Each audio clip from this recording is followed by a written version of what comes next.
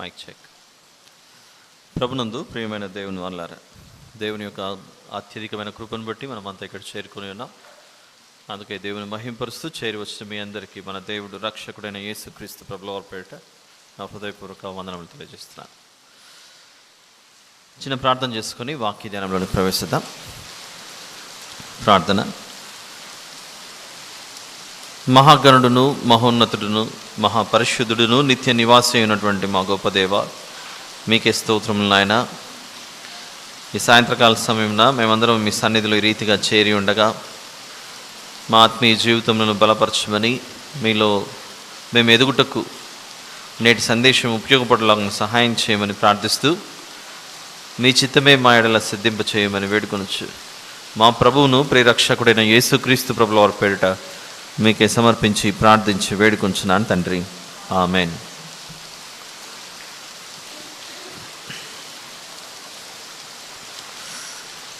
ప్రియులారా, ఈరోజు మనము లేవియాకాండము 19వ అధ్యాయం చూడాలి.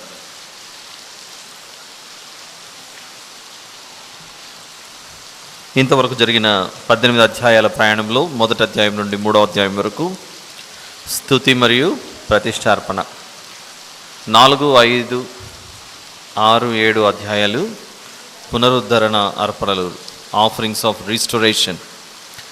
ఇక 8, 9, 10 యాజకులు మరియు మందిర ప్రతిష్ట. 11 నుండి 15 వరకు దైనందిన జీవితంలో పరిశుద్ధత. 16, 17 ఈ 2 అధ్యాయాలు లోక పాప ప్రక్షాళన మరియు లోకరక్షణ. 18, 19 and 20 18, 19, 20 అధ్యాయాలు వ్యక్తిగత జీవితంలో పరిశుద్ధత, హోలీనెస్ ఇన్ ఇండివిజువల్ లైఫ్. దేవుడు ఏం మాట్లాడుతున్నాడో ఈరోజు 19వ అధ్యాయంలో చూద్దాం. లేవియాకాండం మొత్తం సారాంశం దాదాపుగా ఈ 2వ వచనంలో కనబడుతుంది. లేవియాకాండంలో ఉన్న అన్ని అధ్యాయాల అతి ప్రాముఖ్యమైనటువంటి విషయం. మిగిలినవి ప్రాముఖ్యం కాదని నేను చెప్పట్లేదు, ఇవి వాటితో పాటు మనం గుర్తుంచుకోవాల్సినటువంటి విలువైన విషయం మనకు 2వ వచనంలో కనబడుతుంది. నా వాయిస్ క్లియర్గా ఉందా? బయట ఉన్న వారికి లోపల చాలా స్థలం ఉంది, బయట ఉన్న వాళ్ళు లోపలికి వస్తే మీకు వాయిస్ క్లారిటీ ఉండొచ్చు అని నేను అనుకుంటున్నాను. క్లియర్గా ఉందా? Okay brother. మరియు యెహోవా మోషేకు ఇలాగ సెలవిచ్చెను, ఇశ్రాయేలీయుల సర్వ సమాజంతో ఇట్లు చెప్పుము, మీరు పరిశుద్ధులై ఉండవలెను, మీ దేవుడనైన యెహోవానగు నేను పరిశుద్ధుడనై ఉన్నాను. ఈ మాట మనము కొత్త నిబంధనలో కూడా పేతురు గారు హెచ్చరిస్తున్నట్లు మనం చూడగలం. పేతురు గారు రాసిన మొదటి పత్రిక 1వ అధ్యాయం 14వ వచనంలో, నేను పరిశుద్ధుడనై ఉన్నాను గనుక మీరును పరిశుద్ధులై ఉండుడని వ్రాయబడి ఉన్నది. 1 Peter chapter number 1 verse number 14. నేను పరిశుద్ధుడనై ఉన్నాను గనుక మీరును పరిశుద్ధులై ఉండుడని వ్రాయబడి ఉన్నది. ప్రతి వ్యక్తి వద్ద నుండి దేవుడు కోరేది పరిశుద్ధత, హోలీనెస్. ఈ పరిశుద్ధత ఎందుకు అవసరం? ఈ పరిశుద్ధత లేకపోతే ఏం జరుగుతుంది అది కూడా తెలియాలి. దానికి సమాధానం మనకు హెబ్రీ పత్రిక 12వ అధ్యాయం, letter to Hebrews chapter number 12.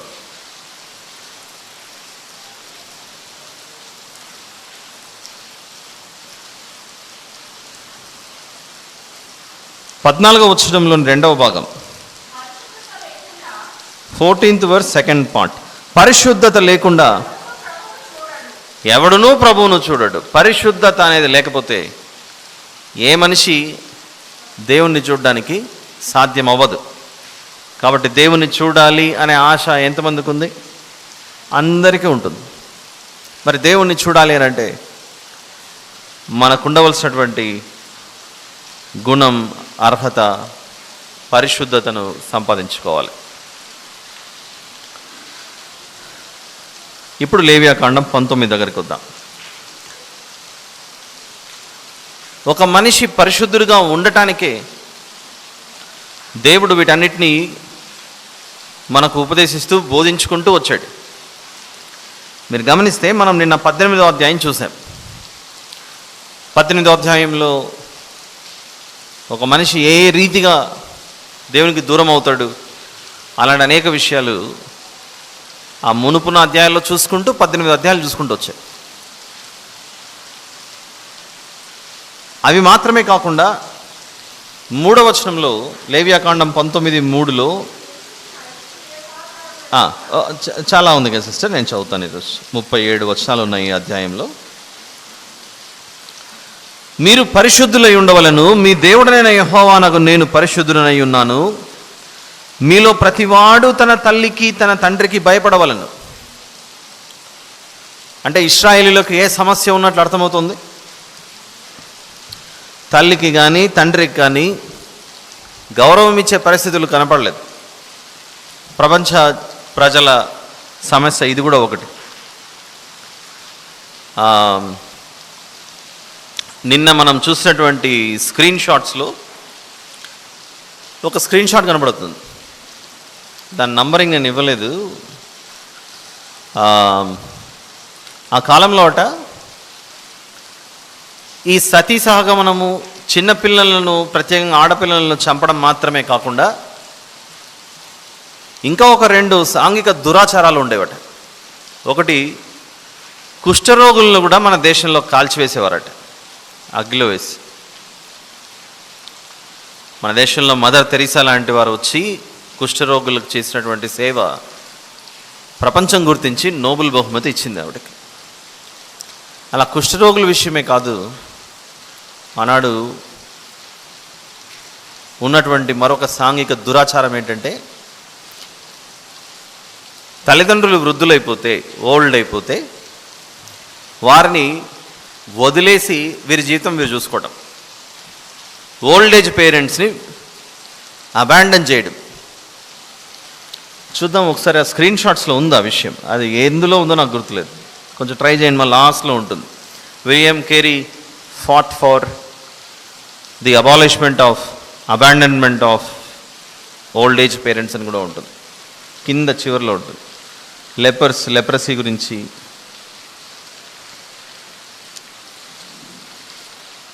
ఇంకా తిప్పండి, ఇంకా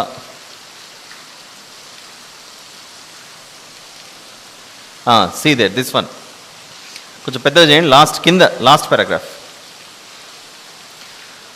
విలియం కేరీ గారి గురించి was also heavily involved in campaigning against other oppressive practices including female infanticide, child marriage and the abandonment of the elderly. The abandonment of the elderly అంటే వృద్ధాప్యంలో ఉన్న వారిని పిల్లలు పట్టించుకోకుండా వదిలేయటం. అసలు దేశంలో ఓల్డ్ ఏజ్ హోమ్స్ అనేవి ఎందుకు వచ్చాయి? పట్టించుకోకుండా వారిని దిక్కులేని వారిగా చేయటం మొదట అలా వచ్చేసింది. సో దీని విషయంలో దేవుడు ఒక వ్యక్తిని పరిశుద్ధుడుగా నేను పరిగణించాలి అని అంటే 19వ అధ్యాయంలో ప్రతివాడు తన తల్లికి తన తండ్రికి భయపడవలను. ఎంత బాగుంది చూడండి ఇన్స్ట్రక్షన్ ఇది. నేను నియమించిన విశ్రాంతి దినములను ఆచరింపవలను. నేను మీ దేవుడనైన యెహోవాను. మీరు వ్యర్థమైన దేవతల తట్టు తిరగకూడదు. మీరు పోత విగ్రహములను చేసుకొనకూడదు.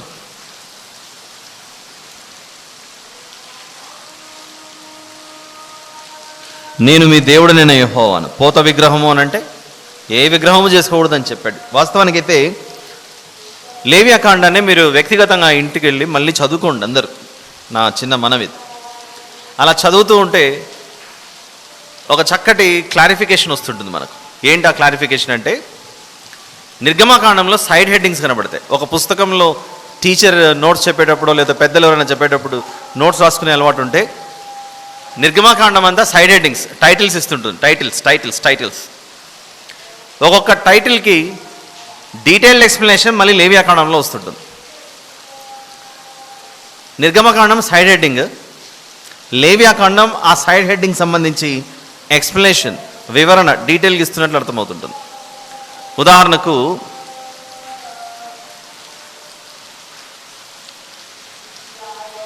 ఈ లేవియాకాండంలో మనకు 2వ వచనం మీరు చూస్తే, మీరు పరిశుద్ధులై ఉండాలి, మీ దేవుడనైన యెహోవానకు నేను పరిశుద్ధుడను అని నేనేమిటో అన్న విషయాన్ని దేవుడు తెలియజేస్తూ వస్తున్నాడు. మరి దాని సైడ్ హెడ్డింగ్ ఏమై ఉండొచ్చు? నిర్గమకాండంలో నేను తప్ప వేరొక దేవుడు మీకు ఉండకూడదు. మరి నేను తప్ప వేరొక దేవుడు మీకు ఉండకూడదు అనే ఆ దేవుడు ఏమై ఉన్నాడు అంటే, ఆయన పరిశుద్ధుడై ఉన్నాడు. ఆయన పరిశుద్ధుడిగా ఉన్నాడు కనుక మీరు పరిశుద్ధం లేని వాటిని వెంబడించకూడదని చెప్తూ వస్తున్నాడు. తర్వాత మీరు గమనించండి, ఒకసారి నిర్గమకాండం 20కి వెళ్దామా? 20లో సైడ్ హెడ్డింగ్స్, లేవియాకాండంలో దాని ఎక్స్ప్లెనేషన్. షార్ట్ ఆన్సర్స్ నిర్గమకాండం అయితే, లాంగ్ ఆన్సర్స్ లేవియాకాండం అనుకోవాలి.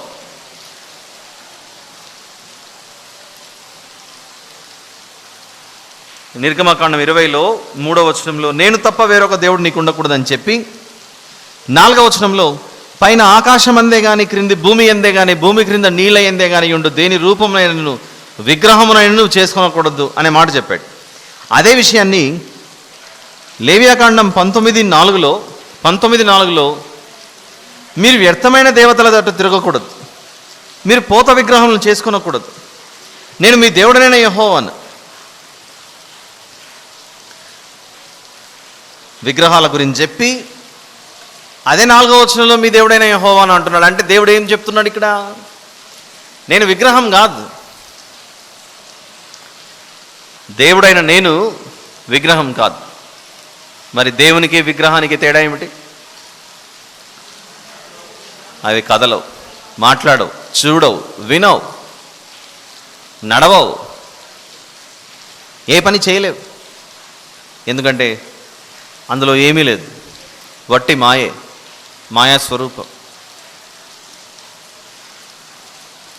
కానీ ఇక్కడ నేను మీ దేవుడనైన యెహోవాను, జీవాధిపతిని, సమస్త జీవరాశికి జీవం ఇచ్చేది నేనే అన్ని అర్థాలు అందులో కనబడుతున్నాయి. యెహోవా అనే పదానికి నిర్గమకాండం చదివినప్పుడు అర్థం ఏమని విన్నా? వెరీ గుడ్, ఉన్నవాడు. అంతే, అక్కడికే ఉన్నవాడు. యెహోవా అనే పదానికి అర్థం ఉన్నవాడు. ఎప్పుడు ఉన్నవాడు? మన పితరుల కాలంలో ఉన్నవాడు, ఇప్పుడు ఉన్నవాడు, భవిష్యత్తులో ఉన్నవాడు. అందుకే ఆయన గురించి పరిచయం చేసేటప్పుడు నేను అబ్రహాం దేవుడను, ఇస్సాకు దేవుడను, యాకోబు దేవుడను అంటాడు. ఏమిటి ఆ 3 పేర్లు చెప్పుకుంటే వారు చాలా మంచోళ్ళు, అందుకే వాళ్ళ పేర్లు చెప్తున్నాను.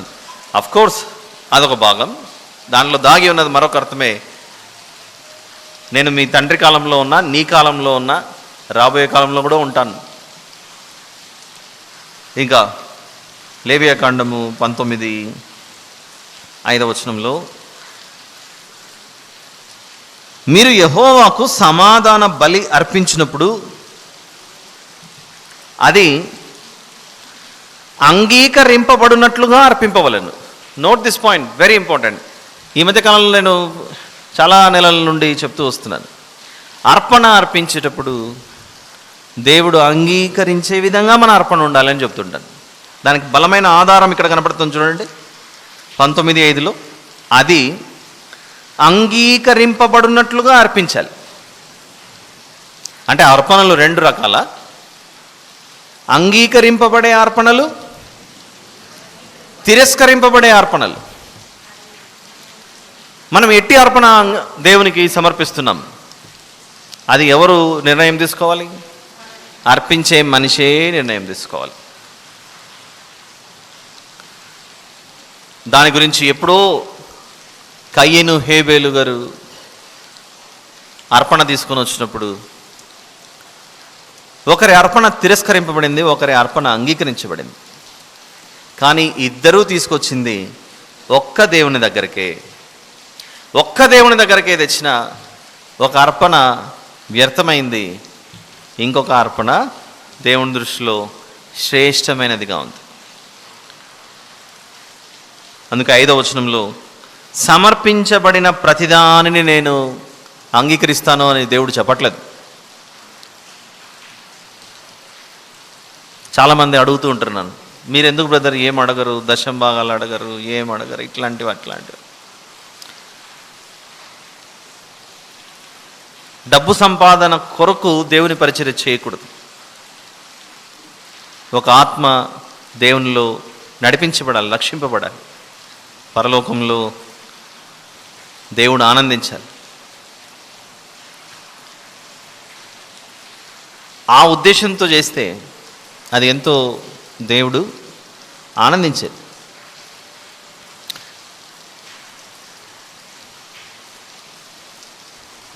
నా మీద కొన్ని విమర్శలు కూడా వచ్చాయి అప్పుడప్పుడు.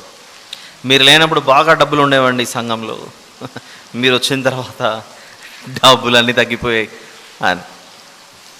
దానికి నేను బాధ్యున్నే కాను, అంటే ఇక్కడ గురించే కాదు, ఎక్కడ అడుగు పెట్టినా ఇట్లాంటి పరిస్థితి.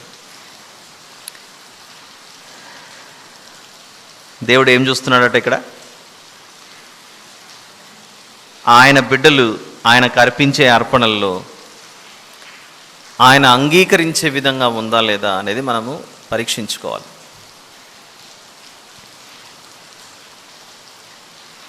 ఏదో ఒక ప్రాంతంకి వెళ్ళి హుండీలో వేసి వచ్చినట్లు కాదు మన భక్తి. మన భక్తి, ప్రభువా నేను ఏమి ఇవ్వగలనయ్యా, నీకు ఏమిస్తే నువ్వు సంతోషిస్తావు. ఒక రాజు అంటున్నాడు కీర్తనల గ్రంథంలో, రాజ్యానికి రాజు ఏమంటున్నాడంటే 51వ కీర్తన 16వ వచనంలో, నీవు బలిని కోరువాడవు కావు, కోరిన ఎడల నేను అర్పించుదును, దహన బలి నీకు ఇష్టమైనది కాదు, విరిగిన మనసే దేవునికి ఇష్టమైన బలులు. దేవా, విరిగి నలిగిన హృదయమును నీవు అలక్ష్యము చేయు. మరొక ప్రవక్త ఏ రీతిగా రాస్తున్నాడో చూద్దాం. మీకా గ్రంథంలో 6వ అధ్యాయం ఎక్కువ ఉంది, నేను చదువుతాను. 6 నుంచి 8వ వచనం వరకు. Book of mica chapter number 6 6 నుంచి 8వ వచనం వరకు. ఏమి తీసుకుని వచ్చి నేను యెహోవాను దర్శింతును, ఏమి తీసుకుని వచ్చి మహోన్నతుడైన దేవుని సన్నిధిని నమస్కారము చేతును. 766 పేజ్ నెంబర్. మీకా గ్రంథము 6వ అధ్యాయము 6 నుంచి 8వ వచనం వరకు. ఏమి తీసుకుని వచ్చి నేను యెహోవాను దర్శింతును, ఏమి తీసుకుని వచ్చి మహోన్నతుడైన దేవుని సన్నిధిని నమస్కారము చేతును. దహన బలులను, ఏడాది దూడలను అర్పించి దర్శింతున, వేల కొలది పొట్టేళ్లను, వేలాది నదులంత విస్తారమైన తైలమును,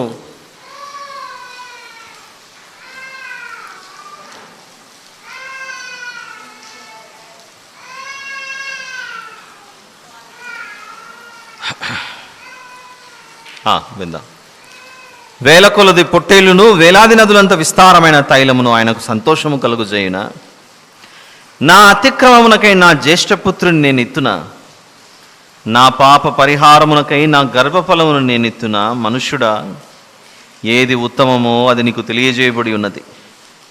న్యాయముగా నడుచుకొనుటయు, కనికరమును ప్రేమించుటయు, దీన మనస్సు కలిగి నీ దేవుని ఎదుట ప్రవర్తించుటయు, ఇంతే కదా యెహోవా నిన్ను అడుగుచున్నాడు. నిన్ను అడుగుచున్న దేవుని మనస్సును మనము ఎరిగి ప్రవర్తించాలి. లేవియాకాండం 19లో ఆ వచనాన్ని భాగాలుగా చేసి చదివితే ఒక్కసారి లేవియాకాండం 19లో 5వ వచనాన్ని సమాధాన బలి అన్నది చూసారా? ఆ పదం ఒక్కటి లేకుండా మొత్తం వచనం చదవండి ఒకసారి. అందరూ కలిసి చదువుదాం. సమాధాన బలి అనేది ఒక్కటి పక్కకు తీసి మిగిలినదంతా చదవండి ఎలా ఉంటుందో. మీరు యెహోవాకు అర్పించినప్పుడు అది అంగీకరింపబడినట్లుగా అర్పింపవలెను. ఎంత బాగుంది స్టేట్మెంట్ అది. ఒక్కసారి ఈరోజు ఇంటికి వెళ్ళి మోకరించి దేవుని ప్రార్థిద్దాం. ప్రభువా, నేను ఎన్నో మార్లు నీ సన్నిధిలో, మీరు నాకు ఇచ్చినటువంటి సంపాదనలో మీ సన్నిధికి నేను అర్పణలు తీసుకొని వచ్చాను. మీరు ఇచ్చిన సామర్థ్యం కొలది మీరు అంగీకరించే విధంగా నేను ఎన్ని అర్పించానో, మీరు అంగీకరించకుండా తిరస్కరించే విధంగా నేను ఎన్ని అర్పించానో నాకు తెలియదు. కానీ విరిగి నలిగిన మనస్సుతో మీ సన్నిధిలో నేను వేడుకుంటున్నాను. నాలో నువ్వు ఏదైనా తప్పిదము గమనించుంటే క్షమించు నాయన, నా అర్పణను అంగీకరించు అని విరిగి నలిగిన మనస్సుతో దేవుని సన్నిధిలో మనం సమర్పించాలట. 6వ వచనం. ఇప్పుడు 5వ వచనం ఎలాగో చదివాం కనుక మీరు ఆలోచించండి, అది కేవలం సమాధాన బలికి మాత్రమే వర్తించే మనసా లేదా అన్నిటికీ వర్తించే మనసా? దేవునిది అన్నిటికీ వర్తించేది. సమాధాన బలి మాత్రమే అంగీకరింపబడినట్లుగా అర్పించి మిగిలిన వాటిని మాత్రం ఎట్లన్నా అర్పించేయచ్చు అని అనుకోవచ్చా? లేదు. సమాధాన బలి అంటే అర్థం ఏమిటి? దేవునితో సమాధాన పడుటకు, దేవునితో సమాధాన పడే విధంగా మన హృదయార్పణ జరగాలి. 6వ వచనం. మీరు బలిని అర్పించు నాడైనను మరునాడైనను దాన్ని తినవలను. 3వ నాటి వరకు మిగిలి ఉన్న దానిని అగ్నితో కాల్చివేయవలను. 3వ నాడు దానిలో కొంచెమైనను తినని ఎడల అది హేయమగును, అది అంగీకరింపబడదు. దానిని తినువాడు తన దోష శిక్షను భరించును. వాడు యెహోవాకు పరిశుద్ధమైన దానిని అపవిత్రపరచెను, వాడు ప్రజల్లో నుండి కొట్టివేయబడను. మీరు తినాలి సమాధాన బలిని. 3 రోజుల వరకు పెట్టుకుంటే చెడిపోతుందిగా. చెడిపోయింది ఇతరులతో నువ్వు ఎలా పంచుకోగలవు? అది ఇంకా మేలైనదిగా ఉండగానే నీకు జరిగిన మేలును ఇతరులతో పంచుకో. అది సమాధాన బలిలోని అర్థం. పాడైపోయిన తర్వాత ఎలా పంచుతావు? అందుకే 3వ నాటి వరకు పెట్టుకోకండి అంటున్నాడు. ఇకపోతే చదువుకున్న ఈ 8 వచనాల్లో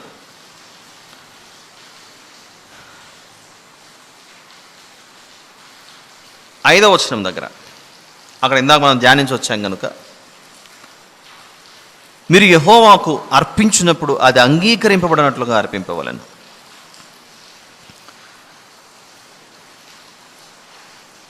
దేవుణ్ణి ఆస్తికర్తలుగా మనం చేయలేం. దేవుడే మనల్ని ఆస్తికర్తలుగా చేయాలి. కాబట్టి మన దేవుని యొక్క మనసు ఎలాంటిదో గ్రహించి మనం అడుగు ముందుకు వేయాలి. కొన్ని సందర్భాలలో జరిగిన మేలును మనుషులైనా మర్చిపోతారు. ఒక మనిషి మరో మనిషికి మేలు చేస్తే మనిషి మర్చిపోవచ్చేమో కానీ దేవుడు మర్చిపోడు.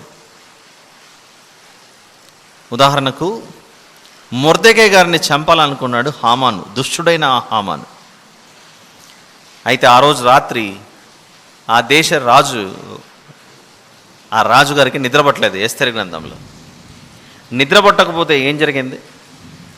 రాజ్యపు గ్రంథాన్ని తీసుకురా అని చెప్పాడు. గ్రంథం తీయగానే అంత పెద్ద గ్రంథంలో ఒక్క సందర్భం గుర్తుకొచ్చింది బయటికి.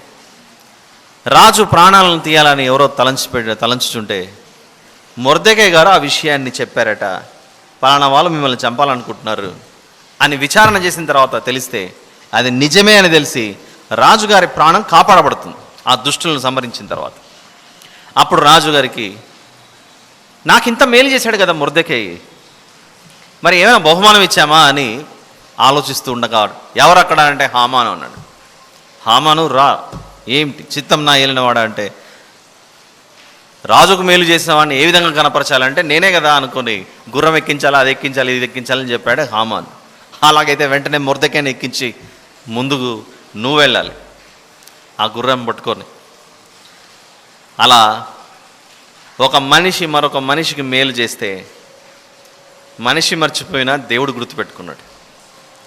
ఈ విషయం మనకు అర్థమైతే దేవుడు అంగీకరించే విధంగా అర్పణ అర్పిస్తే వారికి జరిగే మేలు ఫిలిప్పీ పత్రిక 4వ అధ్యాయంలో ఉంటుంది. చూద్దాం. సంగతులను ఎప్పుడు కూడా పైన చూడకుండా దాని యొక్క లోతైన విషయాన్ని మనము ధ్యానించాలి. ఫిలిప్పీ పత్రిక 4లో దేవుడు అంగీకరించే విధంగా అర్పణ జరిగితే, ఫిలిప్పీలకు రాసిన పత్రిక 4వ అధ్యాయము 2 మరియు 3 వచనాలు. ప్రభువునందు ఏక మనస్సు గలవారై యుండుడని యువదియను సుంటికేను బతిమాలుకొనుచున్నాను. అవును, నిజమైన సహకారి ఆ స్త్రీలు క్లెమెంతుతోనూ నా ఇతర సహకారులతోనూ సువార్త పనిలో నాతో కూడా ప్రయాసపడినవారు గనుక వారికి సహాయం చేయమని నిన్ను వేడుకొనుచున్నాను. ఆ సహకారుల పేర్లు ఎవరి పేర్లట? సహకారుల పేర్లు జీవగ్రంథమందు వ్రాయబడి ఉన్నవి. దేనికి సహకారులుగా మారారట వీరు? సువార్త పనిలో నాతో కూడా ప్రయాసపడినవారు. ఆ 3వ వచనం చూడండి. అవును, నిజమైన సహకారి ఆ స్త్రీలు క్లెమెంతుతోనూ నా ఇతర సహకారులతోనూ సువార్త పనిలో నాతో కూడా ప్రయాసపడినవారు గనుక వారికి సహాయం చేయమని నిన్ను వేడుకొనుచున్నాను. ఆ సహకారుల పేర్లు జీవగ్రంథమందు రాయబడి ఉన్నవి. ఈ విషయాన్ని ఆలోచిస్తే సువార్త ఎందుకు జరుగుతుంది? దేవుని రాజ్య విస్తరణ కొరకు జరుగుతుంది. దేవుని రాజ్య విస్తరణ అంటే నశించిపోతున్న ఆత్మలు రక్షింపబడి దేవుని బిడ్డల సంఖ్య విస్తరిస్తూ రాజ్య విస్తరణ జరుగుతుంది. ఈ రాజ్యం ఎవరిది? దేవునిది. దేవుని రాజ్యం కొరకు ప్రయాసపడిన వారి పేర్లు జీవగ్రంథంలో చోటు చేసుకుంటున్నాయి. దీన్ని ఏమంటారో తెలుసా? మోడర్న్ లాంగ్వేజ్లో పెద్ద పెద్ద ప్రైవేట్ ఆర్గనైజేషన్స్, కార్పొరేట్ సెక్టర్స్లో దీన్ని ఈక్విటీ అని పిలుస్తారు. ఈక్విటీ అంటే ప్రైవేట్ సంస్థలు మొదట అవి ప్రైవేట్ లిమిటెడ్ కంపెనీగా ఏర్పాటు చేయబడిన తర్వాత బాగా బిజినెస్ చేసి బాగా తయారయ్యి ఒక మంచి స్థాయికి చేరుకున్న తర్వాత అవి ప్రైవేట్ లిమిటెడ్ కంపెనీ నుంచి లిమిటెడ్ కంపెనీగా మారుతాయి. లిమిటెడ్ కంపెనీ అంటే పబ్లిక్ లిమిటెడ్ కంపెనీగా. వీటిని స్టాక్ మార్కెట్లో లిస్ట్ చేస్తారు. ఆ స్టాక్ మార్కెట్లో లిస్ట్ అవ్వకముందు అది ఇంకా ఒక ఎల్ఎల్పీగానో ప్రైవేట్ లిమిటెడ్ కంపెనీగానో ఉన్నప్పుడు ఆ కంపెనీ యాజమాన్యం ఏం చేస్తుందంటే తమ ఎంప్లాయీస్కి ఎవరైతే చాలా క్లోజ్గా పనిచేశారో ఆ యజమానితో, ఆ కంపెనీ పెట్టిన ఓనర్తో ఎవరైతే చాలా క్లోజ్గా పనిచేయడం అంటే ఆ యజమానిని అర్థం చేసుకోవడం, ఆయన డే అండ్ నైట్ ఆయన కష్టపడుతుంటే కంపెనీ సెట్ చేయడానికి వీళ్ళు కూడా వారితో పాటు కష్టపడుతుంటే వారి కొరకు ఈసాప్స్ అని ఇస్తారు. ఈసాప్ అంటే ఎంప్లాయీ స్టాక్ ఆప్షన్స్ అంటారు వీటిని. రాబోయే కాలంలో ఈ కంపెనీ ఒక స్థాయికి వెళ్ళి స్టాక్ మార్కెట్లో లిస్ట్ అయితే మీకు ఇవ్వబడినటువంటి షేర్లు మీరు కూడా అమ్ముకోవచ్చు. ప్రస్తుతానికి నేను మీకు ఒక్కొక్క షేర్ 10 రూపాయల చొప్పున ఇస్తాను అని చెప్పేసి ఇచ్చేస్తాడు. రేపొద్దున ఇది మంచి స్థాయికి వచ్చిన తర్వాత ఒక్కొక్క షేర్ మీకు 300 రూపాయలకి వెళ్ళిందంటే నేను ఇప్పుడు మీకు ప్రస్తుతానికి 10 రూపాయల్లో ఇస్తున్నాను. కొద్ది రోజులు మీరు ఓపిక పడితే ఒక 7 ఏళ్ళకో 8 ఏళ్ళకో ఆ 10 రూపాయలది కాస్త 300కి వెళ్ళొచ్చు, లేకపోతే 400 కూడా వెళ్ళొచ్చు అని ఎంప్లాయీస్కి ఈక్విటీ ఇస్తారు. ఈక్విటీ అది బాగా ఒక స్టేజ్ చేరుకున్న తర్వాత అందులో వచ్చినటువంటి లాభాలు, ప్రాఫిట్స్ ఖచ్చితంగా వీళ్ళు పొందుకుంటారు. భూమి మీద సువార్త పనిలో సహకారులుగా ఉన్నవారట, వారి పేర్లు జీవగ్రంథంలో ఉన్నాయట. జీవగ్రంథంలో పేరుంటే ఎక్కడుంటారు వారు? ప్రకటన గ్రంథం 20వ అధ్యాయం, book of Revelation chapter number 20.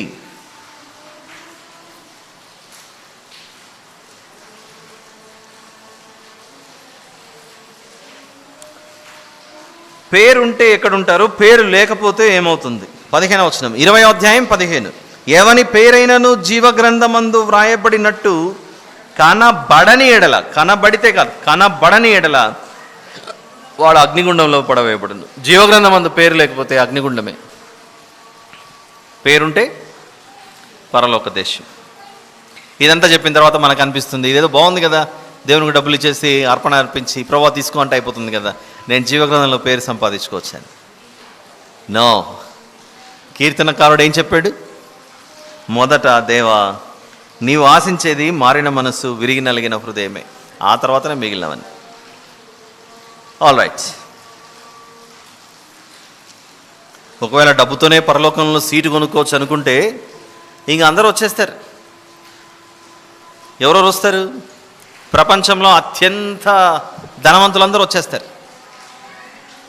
ఇప్పటికే మార్స్లో స్థలం కొనుక్కుంటున్నారు, చంద్రునిలో స్థలం కొనుక్కుంటున్నారు, ఇవన్నీ వార్తలు వస్తున్నాయి.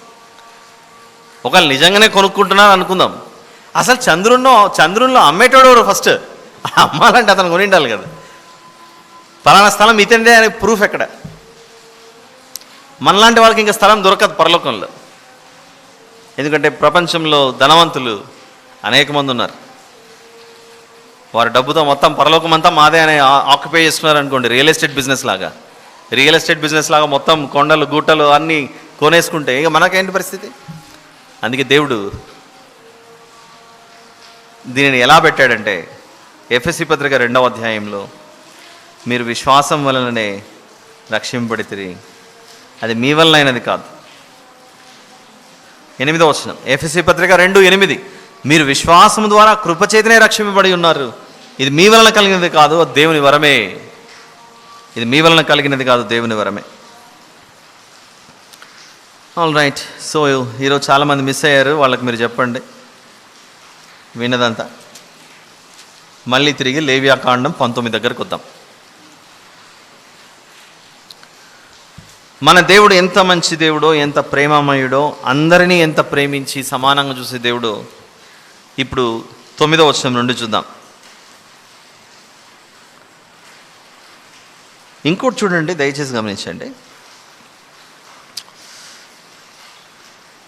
9కి వెళ్ళే ముందు 5వ వచనం దగ్గర నుండి చూద్దాం. మీరు యెహోవాకు సమాధాన బలి అర్పించినప్పుడు అది అంగీకరింపబడినట్లుగా అర్పింపవలను. అదంతా విన్నాం, వివరణ ఓకే. ఇప్పుడు 6 నుంచి చూద్దాం. మీరు బలిని అర్పించు నాడైనను మరునాడైనను దాన్ని తినవలను. 3వ నాటి వరకు మిగిలి ఉన్న దానిని అగ్నితో కాల్చివేయవలను. 3వ నాడు దానిలో కొంచెమైనను తినని యెడల అది హేయమగును, అది అంగీకరింపబడదు. అంగీకరింపబడని అర్పణ జరిగితే, అంగీకరింపబడని అర్పణ జరిగితే కాన్సిక్వెన్స్ ఎలా ఉంటుందో చెప్తున్నాడు. దాని పర్యవసానం, దాని రిజల్ట్ చెప్తున్నాడు 8వ వచనం. దానిని తినువాడు తన దోష శిక్షను భరించును, వాడు యెహోవాకు పరిశుద్ధమైన దానిని అపవిత్రపరచెను, వాడు ప్రజల్లో నుండి కొట్టివేయబడును అని చూడండి. అంగీకరించబడే విధముగా చేస్తే ఆయన సన్నిధిలో ఉంటారు. దానికి వ్యతిరేకంగా అంగీకరింపబడని విధముగా ఉంటే కొట్టివేయబడతాడట. హేబేలు గారి విషయంలోనూ కయ్యేను విషయంలోనూ అలానే జరిగింది. హేబేలు గారి ప్రాణం పోయినా ఆ రక్తం దేవుని సన్నిధికి చేరి మొరపెడుతుంది. నీ తమ్ముని ప్రాణం నేలలో నుండి, నీ తమ్ముని రక్తం నేలలో నుండి నాకు మొరపెడుతుంది అని అంటాడు. మరి కయ్యేనేమయ్యాడు? దేవుని సన్నిధి నుండి కొట్టివేయబడ్డాడు. ఇదంతా ఎక్కడి నుండి ప్రారంభమైందనంటే, అర్పించిన అర్పణ దేవుడు అంగీకరించలేదు. దానికి తోడు ఆ మనిషి యొక్క హృదయం బాగలేదు. కొట్టివేయబడునట, కొట్టివేయబడును.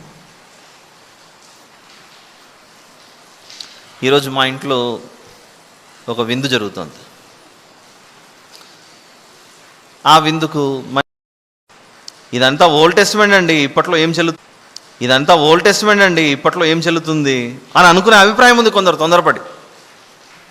అందుకే క్రొత్త నిబంధన కూడా తీసుకెళ్ళి మనం ప్రయాణం చేద్దాం. న్యూ టెస్టమెంట్లో కూడా ఎక్కువ ఉంది, నేను చదువుతున్నాను. 5వ అధ్యాయం, book of acts chapter number 5 నుండి. అననీయ అను ఒక మనుషుడు తన భార్య అయిన సప్పీరాతో ఏకమై పొలం అమ్మెను. భార్య ఎరుకనే వాడు దాని వెలలో కొంత దాచుకొని కొంత తెచ్చి అపోస్తలుల పాదముల యొద్ద పెట్టెను. అప్పుడు పేతురు, అననీయ, నీ భూమి వెలలో కొంత దాచుకొని పరిశుద్ధాత్మను మోసపుచ్చుటకు సాతాను ఎందుకు నీ హృదయమును ప్రేరేపించెను? అది నీ యొద్దనున్నప్పుడు నీదే కదా, అమ్మిన పిమ్మట అది నీ వశమై ఉండలేదా? ఎందుకు ఈ సంగతి నీ హృదయంలో ఉద్దేశించుకున్నావు? మీరు గమనిస్తే ఆ 2వ వచనంలో భార్య ఎరుకతోనే వాడు దాని వెలలో కొంత దాచుకుని కొంత తెచ్చి, అంటే మొత్తం ఇదే అని చెప్పాడు. అక్కడ అబద్ధం ఆడాడు. మొత్తానికైతే కొంచెమైతే వచ్చిందిగా దేవుని పరిచర్య కొరకు. వచ్చిన దాంతో సంతోషం అయిపోయి ఉండాలిగా. అలా కాకుండా ఈ యొక్క వచనం 5వ అధ్యాయంలో మొత్తం కావాలి అనేది కాదు సందేశం. ఇందులో మొత్తం కావాలనేది కాదు. అందులో అబద్ధం ఆడాడు మనిషి. He was a liar. ఆడ స్టేట్మెంట్ చూడండి, అక్కడ దేవునితో అబద్ధం ఆడటమా? 4వ వచనంలో, అది నీ యొద్దనున్నప్పుడు నీదే కదా, అమ్మిన పిమ్మట అది నీ వశమై ఉండలేదా? ఎందుకు ఈ సంగతి నీ హృదయంలో ఉద్దేశించుకున్నావు? నీ మనుషులతో కాదు దేవునితోనే అబద్ధం ఆడితేమని వానితో చెప్పాను. కయ్యను కూడా అబద్ధం ఆడాడు. నీ తమ్ముడు ఎక్కడా అంటే, నాకేం తెలుసు నా తమ్ముడి గురించి? నేనేమన్నా మనసు వాడుక స్వచ్ఛమైన తెలుగు భాషలో కావలి వాడనా? కాదు ఇది. నేనేమన్నా కాపలా కాసేమని అనుకుంటున్నావు ప్రభు నా తమ్మునికి? అది అట్లా ఉంది స్టేట్మెంట్. అది అలా అబద్ధాలు ఆడి దేవుని చేత అంగీకరింపబడని స్థితిలో వారు ముందుకొచ్చారు. చివరికి కొట్టివేయబడ్డారు. భార్యాభర్తలు ఇద్దరు క్రొత్త నిబంధనలో ఏమయ్యారు? ఉన్న పాటను కొట్టివేయబడ్డారు. కానీ రెండిట్లోనూ మీరు గమనిస్తే పాత నిబంధనలో కూడా అర్పణ అయితే దేవుని సన్నిధికి వచ్చింది, క్రొత్త నిబంధనలో కూడా దేవుని సన్నిధికి అర్పణ వచ్చింది. అర్పణ వచ్చింది కదా, తీసుకొని జోబులో వేసుకొని వెళ్ళిపోవచ్చుగా. అలా జరగలేదు. నీ అర్పణ కంటే నీ మనసు ముఖ్యం నాకు అంటున్నాడు దేవుడు అక్కడ. నీ హృదయం నాకు చాలా ముఖ్యం. Be truthful.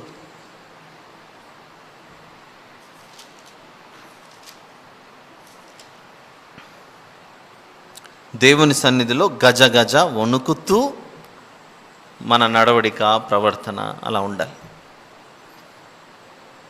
వచ్చే ఆదివారం నుండి గజగజ వణకమని వణుక్కుంటూ వచ్చి పెట్టె దగ్గరకు వచ్చారు. అలా నేను దాని గురించి చెప్పేది.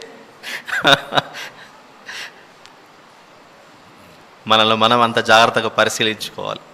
పరిస్థితి ఎలా ఉంది ప్రభువా, నువ్వు నన్ను కొట్టివేస్తావేమో, నేను ఒకవేళ సరైనది చేయకపోతే అన్న భయం ఉండాలట. ఇప్పుడు 9వ వచనం నుండి. ఏ 9? లేవియాకాండం 19.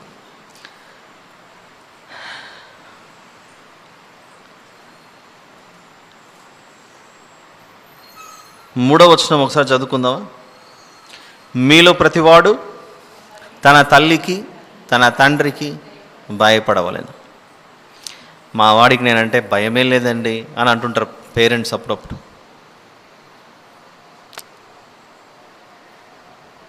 అందులో 2 అర్థాలు. తల్లి కదా అనే చనువు ఒకటి, 2 నిజంగానే భయం ఉండదు. తల్లి కదా అని చనువు ఉండి, రే షాప్కి వెళ్ళి కందిపప్పు తీసుకురా అంటే ఎప్పుడు నేనే పోవాలి, మా పోయేది లేదు తెచ్చేది లేదు. అక్కడ చిన్నది అక్కడి వరకు మా అమ్మనే కదా. అదే డాడీ చెప్పాడు అనుకోండి, ఏరా మీ అమ్మ చెప్తే అప్పటి నుంచి వినట్లేదు, వెళ్తున్నాను డాడీ అంటాడు. మళ్ళీ వెంటనే మారుతుంది స్వరం గీరం అంతా. అంటే తల్లి అన్నా కూడా గౌరవమే, కానీ వచ్చిన చనువు ఉంటుంది. పోతాడు ఒక 4-5 సార్లు చెప్పిన తర్వాత.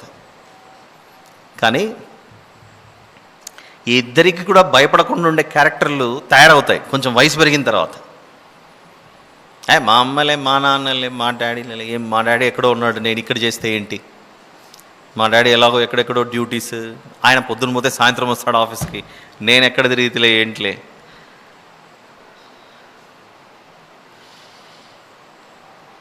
అలాంటి జీవితాలు.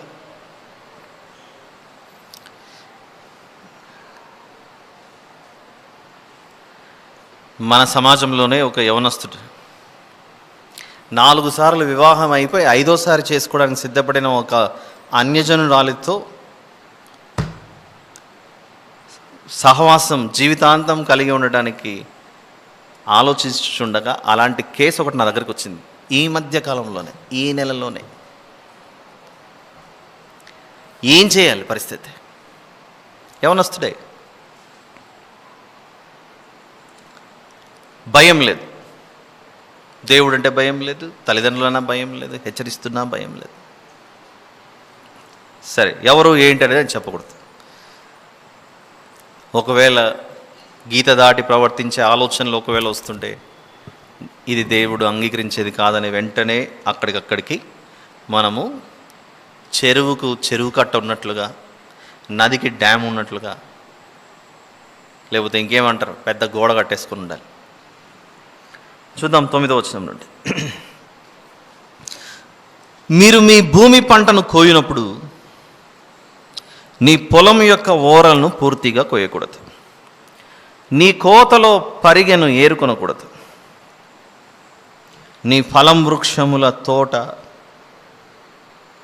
పరిగెను కూర్చుకొనకూడదు, నీ ఫలవృక్షముల తోటలో రాలిన పండ్లను ఏరుకొనకూడదు, బీదలకును పరదేశులకును వాటిని విడిచిపెట్టవలను. అప్పట్లో అంతా వ్యవసాయం కాబట్టి దేవుడు పొలాలు తీసుకున్నాడు. పొలాలలో వచ్చే పంటను తీసుకొని మీరు దాని ఓరలను కోయకండి, నీ కోతలో పరిగెను ఏరుకోకండి. ఈ ఆజ్ఞ ఉంది కనుకనే రూతు గ్రంథంలో రూతు గారు మోయాబు దేశం నుంచి వచ్చిన తర్వాత బోయజు గారి పొలంలో అవి ఏరుకుంటుంటే అప్పుడు ప్రారంభమవుతుంది చర్చలు. ఆవిడ ఏరుకుంటుండగా ఎవరు ఈవిడ ఏమిటి అక్కడి నుంచి అలా వచ్చి ఇదిగో నయోమి కోడలు అని చెప్పగానే ఆమెను ఎవ్వరూ ఏం ముట్టకండి ఆజ్ఞ. అలా రూతు గ్రంథంలో ఆ సందర్భం కనపడుతుంది. చూసారా 10వ వచనం, నీ ఫలవృక్షముల తోటలో రాలిన పండ్లను ఏరుకొనకూడదు, బీదలకును పరదేశులకును వాటిని విడిచిపెట్టవలెను. ఈ ఆజ్ఞను బట్టే రూతు గ్రంథంలో ఒకసారి చూద్దామా, రూతు గ్రంథం దగ్గరికి వెళ్ళి న్యాయాధిపతుల పుస్తకం తర్వాత 3వ వచనంలో 2వ అధ్యాయము. కాబట్టి ఆమె వెళ్ళి పొలంలోనికి వచ్చి నేను కోయువారి వెనుక పొలంలో ఏరుకొనెను. ఆ పొలంలో ఆమె పోయిన భాగము ఎలీమెలెకు వంశపు వాడైన బోయజుది. బోయజు బెత్లెహేము నుండి వచ్చి యెహోవా మీకు తోడయుండును గాకని చేను కోయువారితో చెప్పగా వారు యెహోవా నిన్ను ఆశీర్వదించును గాకనిరి. అప్పుడు బోయజు కోయువారి మీద ఉంచబడిన తన పనివారిని చూచి ఈ చిన్నది ఎవరిదని అడుగగా కోయువారి మీద నుంచబడిన ఆ పనివాడు ఈమె మోయాబు దేశం నుండి నయోమితో కూడా తిరిగి వచ్చిన మోయాబీయురాలైన యవనురాలు. ఆమె నేను కోయువారి వెనుకకు పనల మధ్యను ఏరుకొని కూర్చుకొనుటకు దయచేసి నాకు సెలవు ఇమ్మని అడిగాను. ఆమె వచ్చి ఉదయం మొదలుకొని ఇది వరకు ఏరుకొనుచుండెను, కొంతసేపు మాత్రం ఆమె ఇంట కూర్చుండెనని వాడు చెప్పాను. అప్పుడు బోయజు రూతుతో, నా కుమారి నా మాట వినుము, వేరొక పొలంలో ఏరుకొనుటకు పోవద్దు, దీన్ని విడిచిపోవద్దు, ఇచ్చట నా పనికత్తల యొద్ద నిలకడగా ఉండుము, వారు కోయు చేను కనిపెట్టి వారిని వెంబడించుము, నిన్ను ముట్టకూడదని యవనస్తులకు ఆజ్ఞాపించి ఉన్నాను. నీకు దాహమగునప్పుడు కుండల యొద్దకు పోయి పనివారు చేదిన నీళ్లు త్రాగమని చెప్పాను. అలా బోయజు గారు లేవ్యాకాండం 19:10 వచనంలో ఉన్న వాక్యాన్ని నెరవేరుస్తున్నారు. దీన్ని ఏమంటారో తెలుసా? దీన్ని ఏమంటారంటే 119 కీర్తన 11వ వచనం, సామ్ నంబర్ 119 వర్స్ నంబర్ 11. నీ ఎదుట నేను పాపము చేయకుండానట్లు నా హృదయంలో నీ వాక్యము ఉంచుకొని ఉన్నాను. అలా లేవియాకాండంలో చెప్పబడిన మాటను బోయజు గారు హృదయంలో పెట్టుకొని అక్కడ రూతు గ్రంథంలో ఈ విధంగా నేను చేయాలన్నట్లుగా ఆ రీతిగా ప్రవర్తిస్తున్నాడు. వాక్యం హృదయంలో ఉంటే ఆ వ్యక్తి వాక్యానుసారంగా జీవించి దాని ప్రకారం నడుచుకుంటాడని మనకు అర్థం అవ్వాలి. ఇవన్నీ వాక్యంని మర్చిపోతే ఏమవుతుంది? అక్కడ రూతు గ్రంథంలో ఏం చెప్పాడు? ఈ మిగిలిన యవనస్తులకు మీరు ఈడు ముట్టకూడదని చెప్తున్నాడు అక్కడ. అంటే అర్థం ఏంటి? ఈ యవనస్తుల హృదయంలో ఒకవేళ వాక్యం లేకపోతే వారు తప్పిదం చేసే ప్రమాదం ఉంది. మీరు ఒకవేళ ముడితే మీ అంతు చూస్తానని చెప్తున్నాడు అక్కడ, వాక్యానికి వ్యతిరేకంగా ప్రవర్తిస్తే. చూడండి అక్కడ తర్వాత 11వ వచనం, 19-11 లేవియా కాండం. నేను మీ దేవుడనైన యెహోవాను. ఎందుకు ఈ మాట స్టేట్మెంట్? నిన్న కూడా గుర్తు చేసుకున్నాం. ఆ మాటల అర్థం ఏంటంటే, మీరు ఇంతకుముందు వేటినైతే వెంబడించారో మీకు ఇష్టమైనట్లుగా అవి మిమ్మల్ని విడిచిపెట్టాయి. కానీ ఇప్పుడు అలా కాదు. నేను మీ దేవుడను, నాకు ఇష్టమైనట్లుగా మీరు బ్రతకాలి, నాకు ఇష్టమైనట్లుగా మీరు బ్రతకాలి. 11వ వచనం, మీకు ఇష్టమైనట్లుగా బ్రతకడానికి అవి మిమ్మల్ని విడిచిపెట్టాయి గాలికి. నేను అలా విడిచిపెట్టాను. మీరు దొంగిలింపకూడదు. ఇవన్నీ ఏంటి? సైడ్ హెడ్డింగ్స్ ఏమో నిర్గమాకాండం, దాని ఎక్స్ప్లెనేషన్ ఏమో లేవియా కాండంలో చక్కగా. దొంగిలింపకూడదు అనేది 10 ఆజ్ఞల్లో ఒక ఆజ్ఞ కాదంటారా? చూద్దామా 10 ఆజ్ఞల్లో? గుర్తుందా? నిర్గమాకాండం 20లో ఎన్నో వచనం? 20వ అధ్యాయం 20:14. దొంగిలింప 15వ వచనం, నిర్గమాకాండం 20:15 దొంగిలింపకూడదు. ఇక్కడ 11వ వచనంలో లేవియాకాండం 19:11లో నేను మీ దేవుడనైన యెహోవాను, మీరు దొంగిలింపకూడదు, బొంకకూడదు, ఒకరితో కూడా అబద్ధమాడకూడదు, నా నామమును బట్టి అబద్ధ ప్రమాణం చేయకూడదు, నీ దేవుని నామమును అపవిత్రపరచకూడదు, నేను యెహోవాను. కొన్ని సందర్భాల్లో కొందరు ఇంగ్లీష్ బాగా వచ్చిన వాళ్ళు, నేను మీకు ఎప్పుడు మోసం చేయనండి, గాడ్ ప్రామిస్ అంటాడు ఏకంగా. గతంలో ఒకసారి చెప్పా ఈ విషయం నేను. ఆ తర్వాత మళ్ళీ మోసమే జరిగి ఉంటుంది. ఏమయ్యా నీకు ఎంత ధైర్యము, నువ్వు గాడ్ ప్రామిస్ అని చెప్పి ఎలా మోసం చేసావు నాకు అని అంటే, నేను ఎప్పుడు చెప్పా గాడ్ ప్రామిస్ అన్నాడు.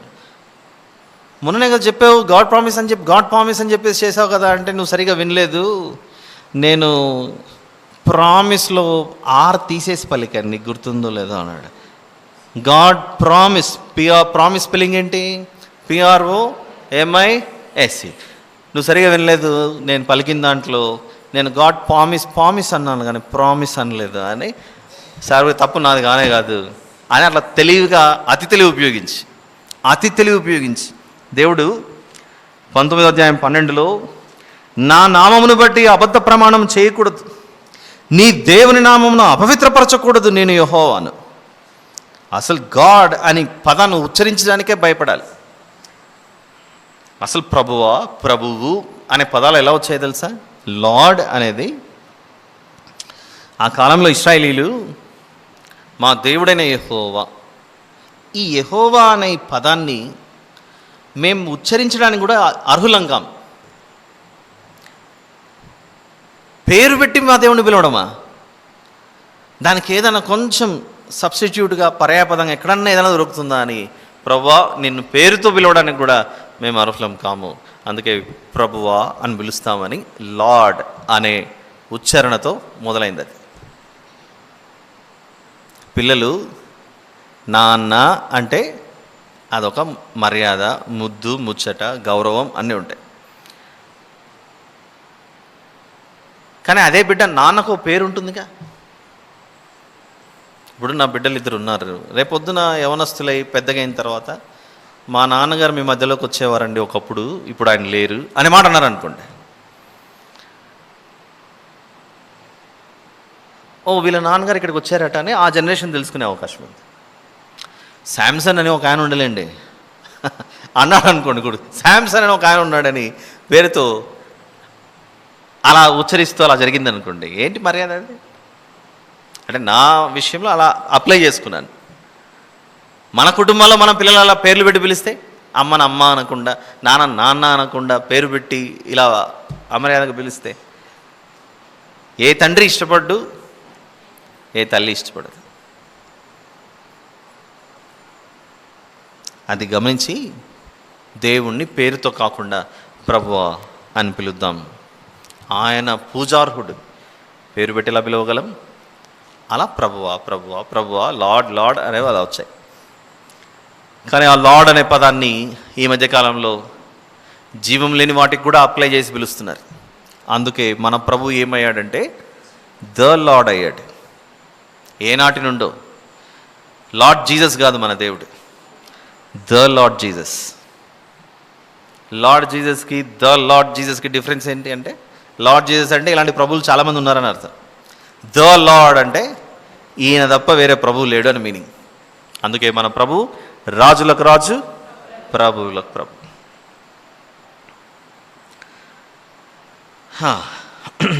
అందుకే ఇంగ్లీష్ గ్రామర్లో ఆర్టికల్స్ నేర్పిస్తాం. Articles a, an and the articles.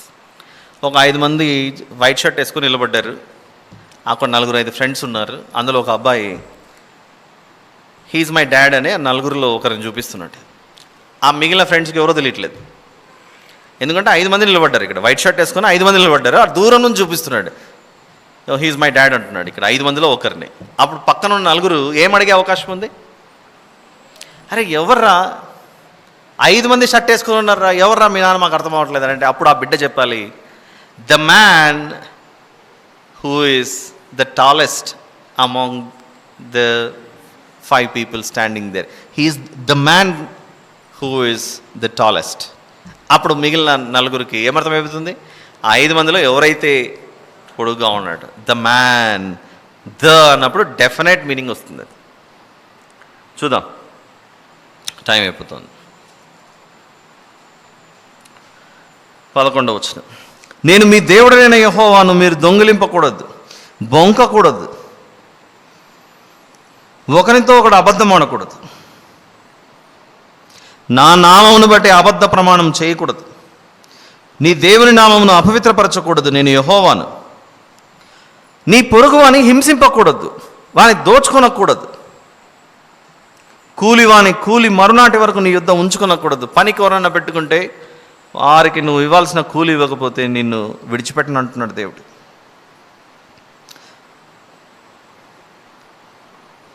చెవిటి వాని తిట్టకూడదు, ఎలాగో చెవులు వినపడవు కదా అని చెల్లరేకపోతే కష్టం. ఇంకొందరికి ఇంకో అలవాటు ఉంటుంది. మన మధ్యలో ఎవరైనా విదేశీయుడు ఉన్నాడు అనుకుందాం కొద్దిసేపు, ఏ డచ్ వాళ్ళు, పోర్చుగీస్ వాళ్ళు, ఇంకొకరు, వాళ్ళకి ఎలాగో మనకు తెలుగు రాదు.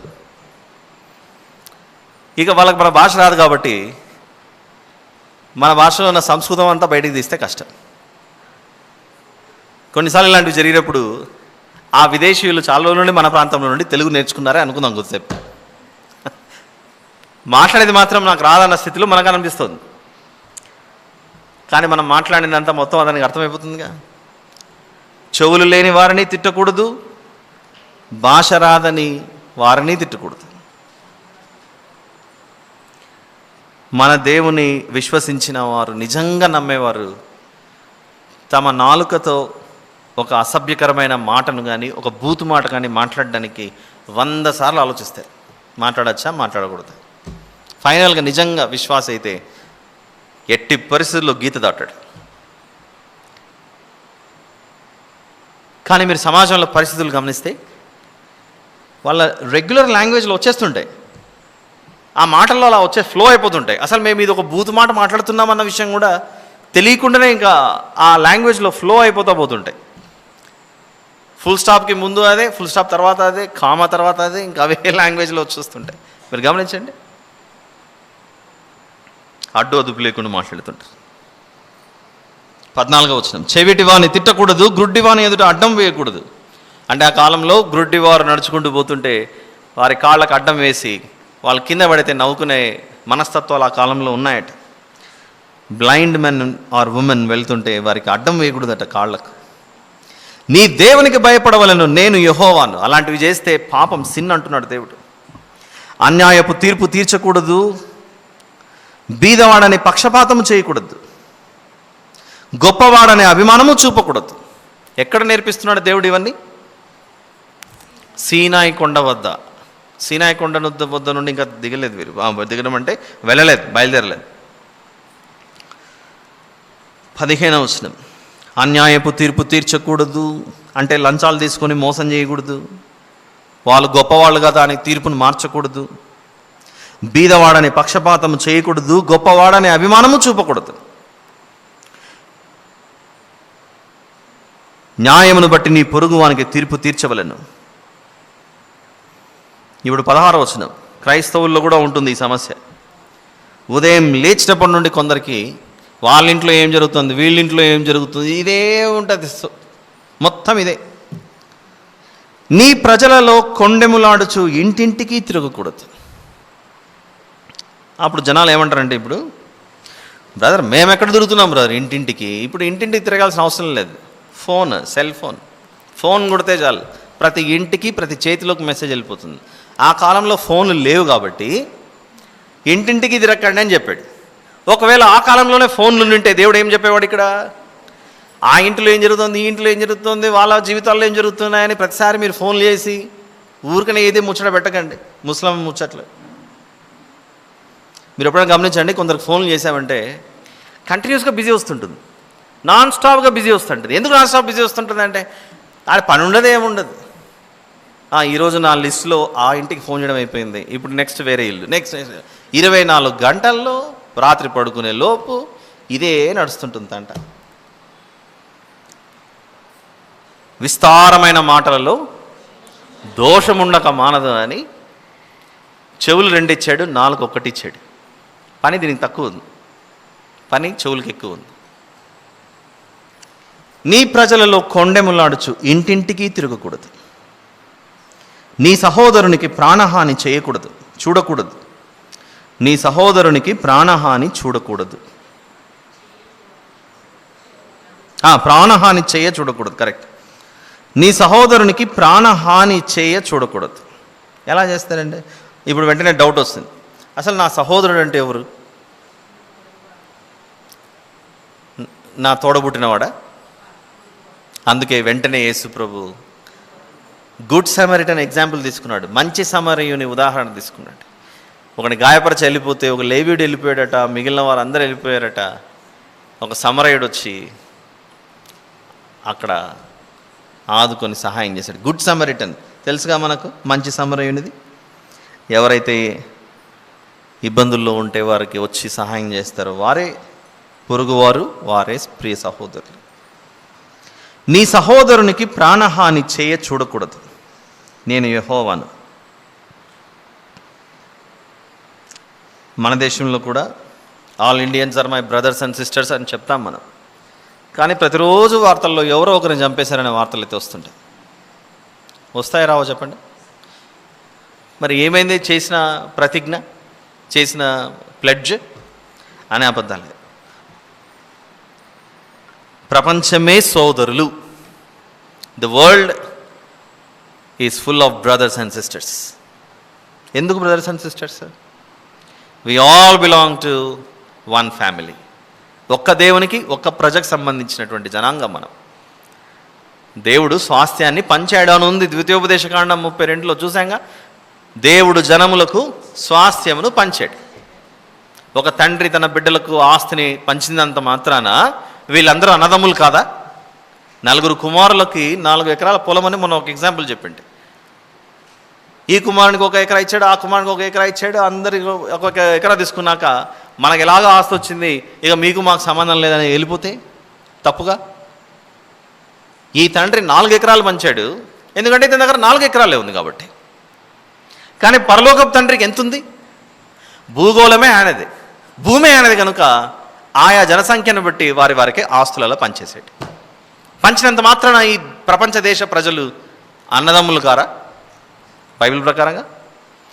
అయితే అన్నదమ్ములము, సోదర సోదరిమణులు అన్న విషయం మర్చిపోయి ఎక్కడ చూసినా యుద్ధాలు, మారణ హోమాలు, ఘోరాలు, ఇవన్నీ ఎందుకు జరుగుతున్నాయంటే మేమంతా ఒక కుటుంబం అన్న విషయం ప్రపంచం మర్చిపోయింది కాబట్టి.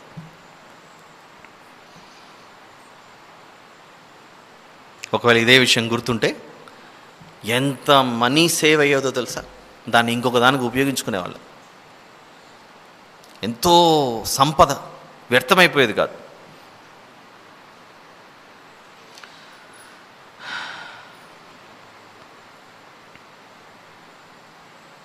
ఎలా సేవ్ అయ్యేది అంత మనీ? డిఫెన్స్ ఫోర్సెస్కి, తర్వాత వాడికి వీడికి, ప్రపంచ దేశాలన్నీ కలిపి సెక్యూరిటీ కొరకు ఎన్నెన్నో ఆయుధాలన్నీ తయారు చేసుకుంటూ, ఇవన్నీ దేని కొరకు? కుక్కలు జంతువులు చంపడానికే? మనుషుల్ని చంపడానికి. ఎంత మనీ అవసరం చూడండి దానికి. ఒకవేళ నిజంగానే నిన్ను వలె నీ పొరుగు వారిని ప్రేమించు అనే మాట ఈ ప్రపంచం పాటించింటే ఎంత వైభవంగా ఉండేది ఈ వరల్డ్, ఈ ప్రపంచం చాలా బాగుండేది. 16వ వచనం, ఇక మీదట ఇలాంటి అలవాటు ఎవరికైనా ఉంటే వెంటనే మానుకుందాం. ఆ ఫోన్లో గడిపే సమయం దేవునితో బైబిల్ చదువుకుంటూ తృప్తిగా మనస్సు ఆయనకు సమర్పించి జీవిద్దాం. నీ ప్రజలలో కొండెములాడుచు ఇంటింటికి తిరగకూడదు. నీ సహోదరునికి ప్రాణహాని చేయ చూడకూడదు. నేను యెహోవాను. నీ హృదయంలో నీ సహోదరుని మీద పగపట్టకూడదు. ఎన్ని కేసులు లేవండి కోర్టులలో, అన్నదమ్ముల మధ్య గొడవలు, అక్క చెల్లెళ్ళ మధ్య గొడవలు. నీ పొరుగువాని పాపము నీ మీదికి రాకుండానట్లు నీవు తప్పక వారిని గద్దింపవలెను. ఒక తప్పు జరుగుతుంది, నీ పొరుగువాడు, నువ్వు హెచ్చరించాల్సిన బాధ్యత నీ మీద ఉంది. హెచ్చరింపకపోతే నిన్ను అడుగుతాడు లెక్క అన్నట్టున్నాడు దేవుడు. యెహెజ్కేలు గ్రంథం 3వ అధ్యాయం చెప్పేది అదే. యెహెజ్కేలు, నరపుత్రుడా, హెచ్చరించమని నేను నీకు చెప్పినప్పుడు నువ్వు హెచ్చరింపకపోతే నేను నిన్ను పట్టుకుంటానంటున్నాడు యెహెజ్కేలు గారిని. 3వ అధ్యాయం, book of Ezekiel, chapter number 3.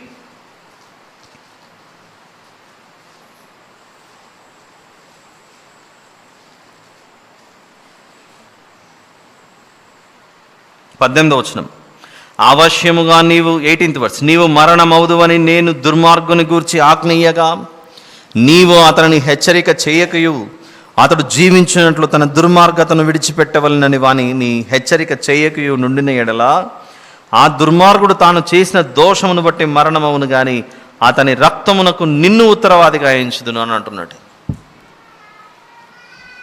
తర్వాత 19వ అధ్యాయం, లేవియాకాండం. ఇక్కడ ఖచ్చితంగా ఆగి ఆలోచించాల్సిన విషయం ఒకటి ఉంది. 19th chapter, Leviticus, 18th verse. కీడుకు ప్రతి కీడు చేయకూడదు. ఎవరు చెప్పింది ఇది? కీడుకు ఏం చేయకూడదు? కీడుకు ప్రతి కీడు చేయకూడదు. నీకెవరైనా కీడు తలపెడితే నువ్వు మళ్ళీ వాళ్ళకి కీడు చేయాలని ఆలోచించకు. ఇప్పుడు ఇంకో వచనం చూపిస్తాను, ఇది కూడా చూడండి. నిర్గమకాండం 21వ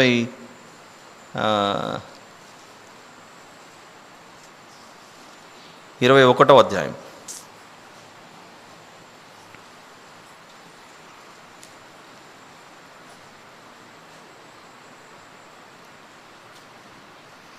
అందరు తీసారా? మీరు 2 తీసి పెట్టుకోండి. లేవియాకాండం 19, 18. ఒకరు చదవండి ఎవరైనా. లేవియాకాండం 19, 18. Very good. చాలు సార్. కీడుకు ప్రతి కీడు చేయకూడదు. ఇది చెప్పింది మన దేవుడే. ఇప్పుడు నిర్గమకాండం 21, 23, 24, 25 వచనాలు చదవండి. హాని కలిగిన ఎడల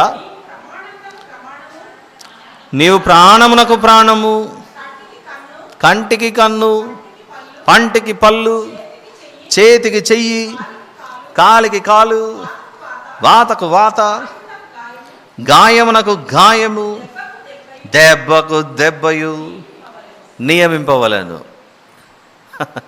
ఇప్పుడు నిర్గమకాండాన్ని మనం సపోర్ట్ చేద్దామా, లేవ్యాకాండాన్ని సపోర్ట్ చేద్దామా?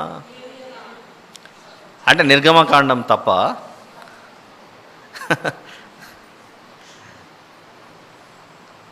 ఒక వర్గం ఇక్కడ అందరూ గట్టిగా, పురుషులందరూ కీడుకు ప్రతికీడు చేయకూడదని చదవండి. లేవ్యాకాండం 19, 18. Ready, 1, 2, 3 start. పురుషులు చాలు అక్కడి వరకు. మళ్ళీ చదవండి గట్టిగా. ఇప్పుడు స్త్రీలు చదవండి. నిర్గమకాండం 21, 23, 24, 25. హాని కలిగిన ఎడల నీవు ప్రాణమునకు ప్రాణము, కంటికి గన్ను, పంటికి పళ్ళు, చేతికి చెయ్యి, కాలికి కాలు, వాతకు వాత, గాయం నాకు గాయము, దెబ్బకు దెబ్బయు.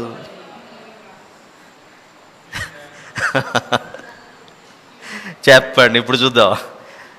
ఒక చోటేమో కీడు కీడు చేయకండి అని చెప్పాడు. నిర్గమాకాండంలోకి వస్తే మాత్రము విడిచిపెట్ట కంటికి కన్ను, పంటికి పళ్ళు, కాలు కాలు, చేతికి చెయ్యి, వాతకు వాత, గాయం గాయం, దెబ్బకు దెబ్బ కొట్టంటున్నాడు అక్కడ. కాబట్టి ఇప్పుడు మనకి రెండిట్లో ఏది బెటర్గా అనిపించదు చెప్పండి? మనుషులదిగా ఆలోచిద్దాం. నిజాలు ఒప్పుకుందా? నిర్గమకాండం చాలా బాగుందిగా లేవ్యాకాండం కంటే. కంటికి కన్ను, పంటికి పళ్ళు, కాలుకు కాలు, చెయ్యికి చెయ్యి, గాయం నాకు గాయము, దెబ్బకు దెబ్బ, వాతకు వాత. మమ్మీ కోపంతో పిల్లలకు సలాగ్ గాల్చి వాత పెడితే ఇప్పుడు ఈ బిడ్డ కూడా ఏం చేయాలి? సలాగ్ గాల్చి తల్లి బిడ్డకు వాత పెడితే ఇప్పుడు బిడ్డ కూడా ఏం చేయాలి? ఇప్పుడు ఎంత బాగుంది కదా చట్టం అన్నట్లు అనిపిస్తుందా ఇది నిర్గమకాండం? అందుచేత ప్రియులరా, బైబిల్ చాలా జాగ్రత్తగా చదవాలి. అర్థం చేసుకోకపోతే ఖచ్చితంగా అపార్థాలకు దారితీస్తుంది. నిర్గమకాండం 21 అంటే ఏమిటి? వాళ్ళు అక్కడ సీనాయి కొండ వద్దనే ఉన్నారు. 19వ అధ్యాయము 1వ వచనంలో వచ్చారు. 2 నెలలు ప్రయాణం చేసి 3వ నెల మొదటి రోజుకు సీనాయి కొండ వద్దకు వచ్చారు. ఒకే సీనాయి కొండ వద్ద అదే దేవుడు కంటికి కన్ను, పంటికి పళ్ళు, చేతికి చెయ్యి, కాలుకు కాలు, వాతకు వాత, గాయం గాయము, దెబ్బకు దెబ్బ అని చెప్పిన దేవుడు అదే సీనాయి కొండ వద్ద అదే దేవుడు అదే ప్రజలకు కీడుకు ప్రతి కీడు చేయొద్దు అని చెప్తున్నాడు. ఈ రెండింటిని మనం ఎలా అర్థం చేసుకోవాలి అనంటే, నిర్గమకాండం 21 జస్టిస్, జడ్జిమెంట్ గురించి చెప్తున్నాడు అక్కడ. మీరు 25వ వచనం చూడండి. నిర్గమకాండం 21:25లో దెబ్బకు దెబ్బయు నియమింపవలెను అని ఉంది అక్కడ. నియమింపవలెను అంటే అర్థం ఏంటి? జడ్జిమెంట్ ఇచ్చేటప్పుడు, తీర్పు ఇచ్చేటప్పుడు ఎంత దానికి ఎంత తీర్పు ఇవ్వాలో అంతే ఇవ్వండి, దానికంటే మించి ఇవ్వకండి. మనుషుల నైజం ఎలా ఉంటుందంటే, పొరపాటున కొంచెం ఏదైనా జరిగిందనుకోండి, వారి మీద ఆ గాయం పొందిన వారు నువ్వు నాకు ఇంత చేస్తే నీకు అంతకంటే ఎక్కువ చేస్తానని చివరికి ప్రాణాలు తీసేంతవరకు వెళ్తుంటుంది మనిషి యొక్క ఆవేశం. అందుకే కోర్టు, న్యాయస్థానం, జడ్జిమెంట్, జడ్జ్ నేరం జరిగినప్పుడు ఎవరంటే వారు నేరస్తుని శిక్షించే అధికారం ఉండదు. నేరం అయితే జరిగింది, ఒకరి వల్ల నాకు అన్యాయం అయింది, నాకు ఇతని వల్ల అన్యాయమైందని చెప్పి నేనే అతని మీద చర్య తీసుకోవడానికి చట్టరీత్యా నాకు అనుమతి లేదు. దానికంటే ఒక పద్ధతి ఏర్పాటు చేశారు మన దేశ చట్టాల్లో. ఏమిటి? వెళ్ళి పోలీస్ స్టేషన్లో కంప్లైంట్ ఇవ్వాలి, ఆ నేరస్తుని పోలీసులు పట్టుకోవాలి, ఆ తర్వాత అతన్ని తీసుకెళ్ళి జడ్జి ముందు చూపించాలి. ఇతని వల్ల పలానా వారికి ఇంత అన్యాయం జరిగిందని చెప్పగానే జరిగిన నేరాన్ని సరితూకంలో ఎంత ఇవ్వాలో నిర్ణయించేది ఆ జడ్జ్. మీరు శృతి మించితే అతి ఎక్కువగా వెళ్ళిపోయి ప్రమాదం జరిగే అవకాశం ఉంది. ఇది జడ్జిమెంట్ రిలేటెడ్, అది నిర్గమకాండం. ఒక చిన్న ఎగ్జాంపుల్ చెప్తాను. ఒక 2-3 నెలల క్రితమే మన పక్క రాష్ట్రం కర్ణాటకలో స్విగ్గీ డెలివరీ బాయ్, మీరు కూడా చూసిండొచ్చు ఈ న్యూస్. పాపం వాళ్ళు ఎంత పొద్దున్న నుంచి డెలివరీ మీదే తిరుగుతుంటారు. ఎవరెవరికి ఏ ఫుడ్ డెలివరీ చేయాలి, ఏ ఫుడ్, స్విగ్గీనో జొమాటోనో. అది పోతూ ఉండగా అతని హ్యాండిల్, 2 వీలర్ యొక్క హ్యాండిల్ మరో కార్, వేరే ఇంకొకరు ఎవరో కార్లో పోతుంటే సమ్ జిమ్ ట్రైనర్, కార్ యొక్క సైడ్ మిర్రర్కి తగిలి ఆ మిర్రర్ కొంచెం దెబ్బతింటుంది. కార్కి 2 వైపుల అద్దాలు ఉంటాయి కదా. ఈ స్విగ్గీ బాయ్ పోతూ ఆ సైడ్ మిర్రర్కి తగిలి వాళ్ళిద్దరి మధ్య ఏదో చిన్న ఆర్గ్యుమెంట్ అయ్యి ఏదో మొత్తానికి అయితే ఆ అబ్బాయి అట్లా వెళ్ళిపోయాడు మోటార్ బైక్లో. కారులో ఉన్నటువంటి వీరు విడిచిపెట్టకుండా ఆ అబ్బాయిని చేజ్ చేసి వెనకల నుంచి ఆ 2 వీలర్ని కొడితే ఆ అబ్బాయి ప్రాణాలు అక్కడికి పోవడము, హాస్పిటల్కి పోతుంటే మొత్తం హీ డైడ్, లేడు ఇంకా అబ్బాయి చనిపోయాడు. ఏం జరిగింది ఇక్కడ?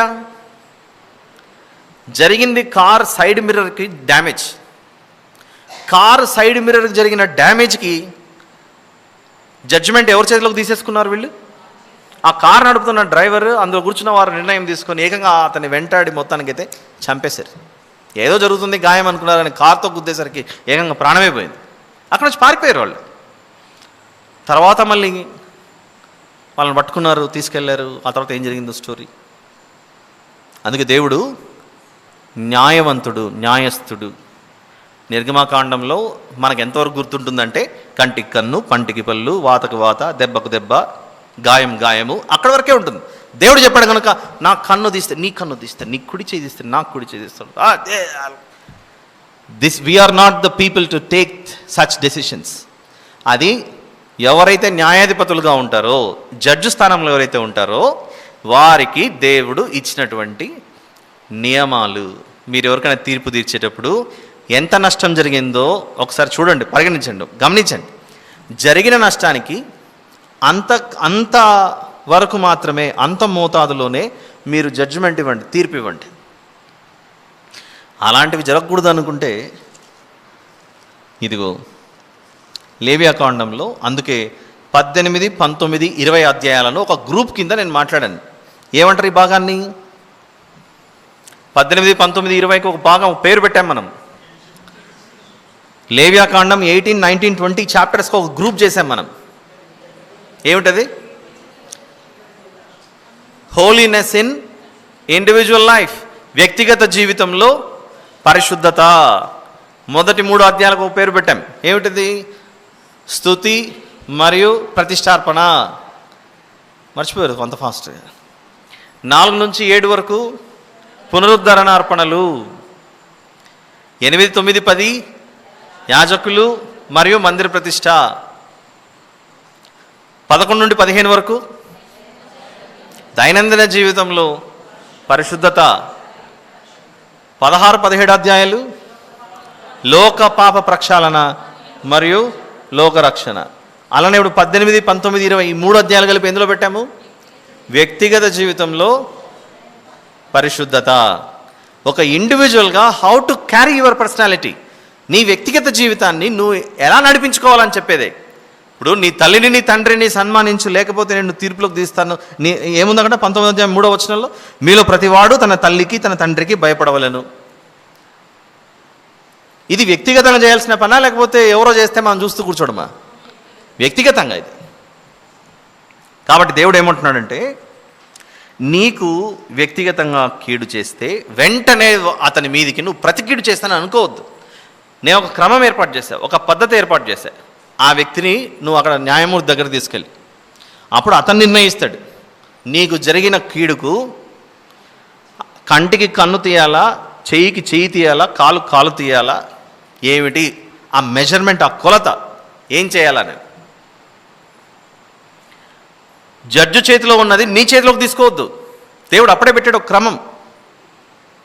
అక్కడ కంటికి కన్ను, పంటికి పళ్ళు, కాలు అంటే ఎగ్జాక్ట్గా అవే తీసేయాలని కాదు ఉద్దేశం. అక్కడ ఎంత జరిగిన నేరానికి దానికి సరిపడు విధమైనటువంటి తీర్పే ఇవ్వాలి. ట్రాఫిక్లో పోతున్నాం, రెడ్ సిగ్నల్ జంప్ అయింది, పట్టుకున్నారు, పెనాల్టీ వేశారు 1000 రూపీస్ అని. నువ్వు రెడ్ సిగ్నల్ కాసాయి కనుక నిన్ను షూట్ చేసి పడేస్తామన్నారు అనుకున్నప్పుడు అప్పుడేంటి పరిస్థితి? సరైన తీర్పు కాదు అది. దేనికి దానికి అంత తగినంతగా తీర్పు ఇవ్వటం. కాబట్టి లేవియాకాండం అందుకే మత్తయి సువార్తలో దేవుడు జడ్జిమెంట్ అనేది పెట్టినా కూడా ఆయన మనసు ఎలా కనబడుతుందంటే కనికరంనే కోరుచున్నాడు.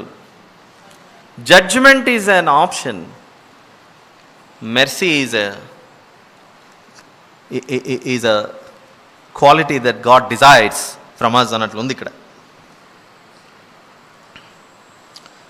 మత్తయి సువార్త 5:38లో ఆ కంటికి కన్ను, పంటికి పళ్ళు అనే దాని గురించి ఇంకా క్లారిటీ ఇస్తున్నాడు యేసుప్రభు ఇక్కడ. మీరు జడ్జిది కాదు, అది నాది అని చెప్పేసి మీ చేతిలోకి తీసుకుంటున్నారు. జడ్జి గారిది మీ చేతిలోకి తీసుకోవడానికి మీకు రైట్ లేదు. అసలు దాని భావం ఏంటంటే అని 38వ వచనం మత్తయి సువార్త 5:38లో వివరించుకుంటూ వస్తున్నాడు. దాని తర్వాత కంటికి కన్ను పంటికి పళ్ళు అని చెప్పబడిన మాట మీరు విన్నారు కదా. నేను మీతో చెప్పున్నదేమనగా దుష్టుని ఎదిరింపక నిన్ను కుడి చెంప మీద కొట్టువాని వైపునకు ఎడమ చెంప కూడా త్రిప్పుము. ఎవడైనా నీ మీద వ్యాజ్యం వేసి నీ అంగి తీసుకున్న కోరిన ఎడల వాళ్ళకి నీ పై వస్త్రం కూడా ఇచ్చివేయము.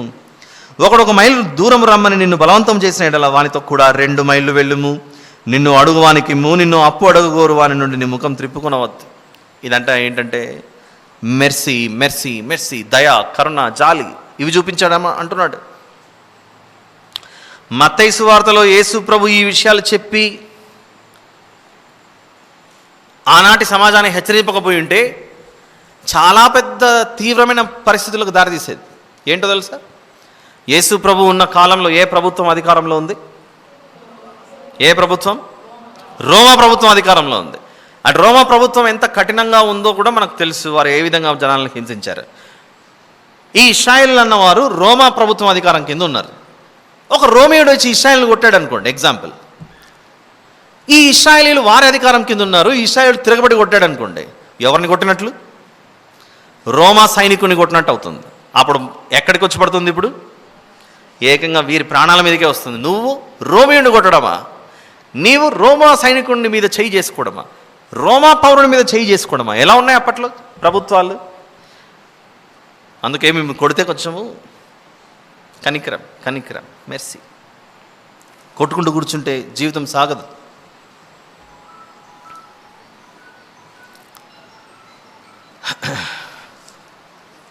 ఏం జరుగుతుంది కాబట్టి ఇక మీద జీవితంలో కన్ఫ్యూజ్ అవ్వకుండా, దేవా నువ్వు ఒక చోట కంటికి కన్ను పంటికి పన్ను అన్నావు, మరి లేవ్యాకాండం 19లో కీడుకు ప్రతికీడు చేయకూడదని చెప్తున్నావు కదా, ఇంతకు నీ మనసు మేము ఎలా అర్థం చేసుకోవాలి తండ్రి అని అంటే, అక్కడ ఇచ్చినటువంటిది అందరికి కాదు. యు గో మీట్ యువర్ న్యాయమూర్తి, you meet judge, he will measure the depth of the crime and then he will give the judgement. ఎంత జరిగిందో నేరం చూసి దానికి తగినట్లుగా ఇస్తాడు. పిల్లలు హోంవర్క్ చేయలేదు, టీచర్ ఎంతవరకు పనిష్మెంట్ ఇవ్వాలి?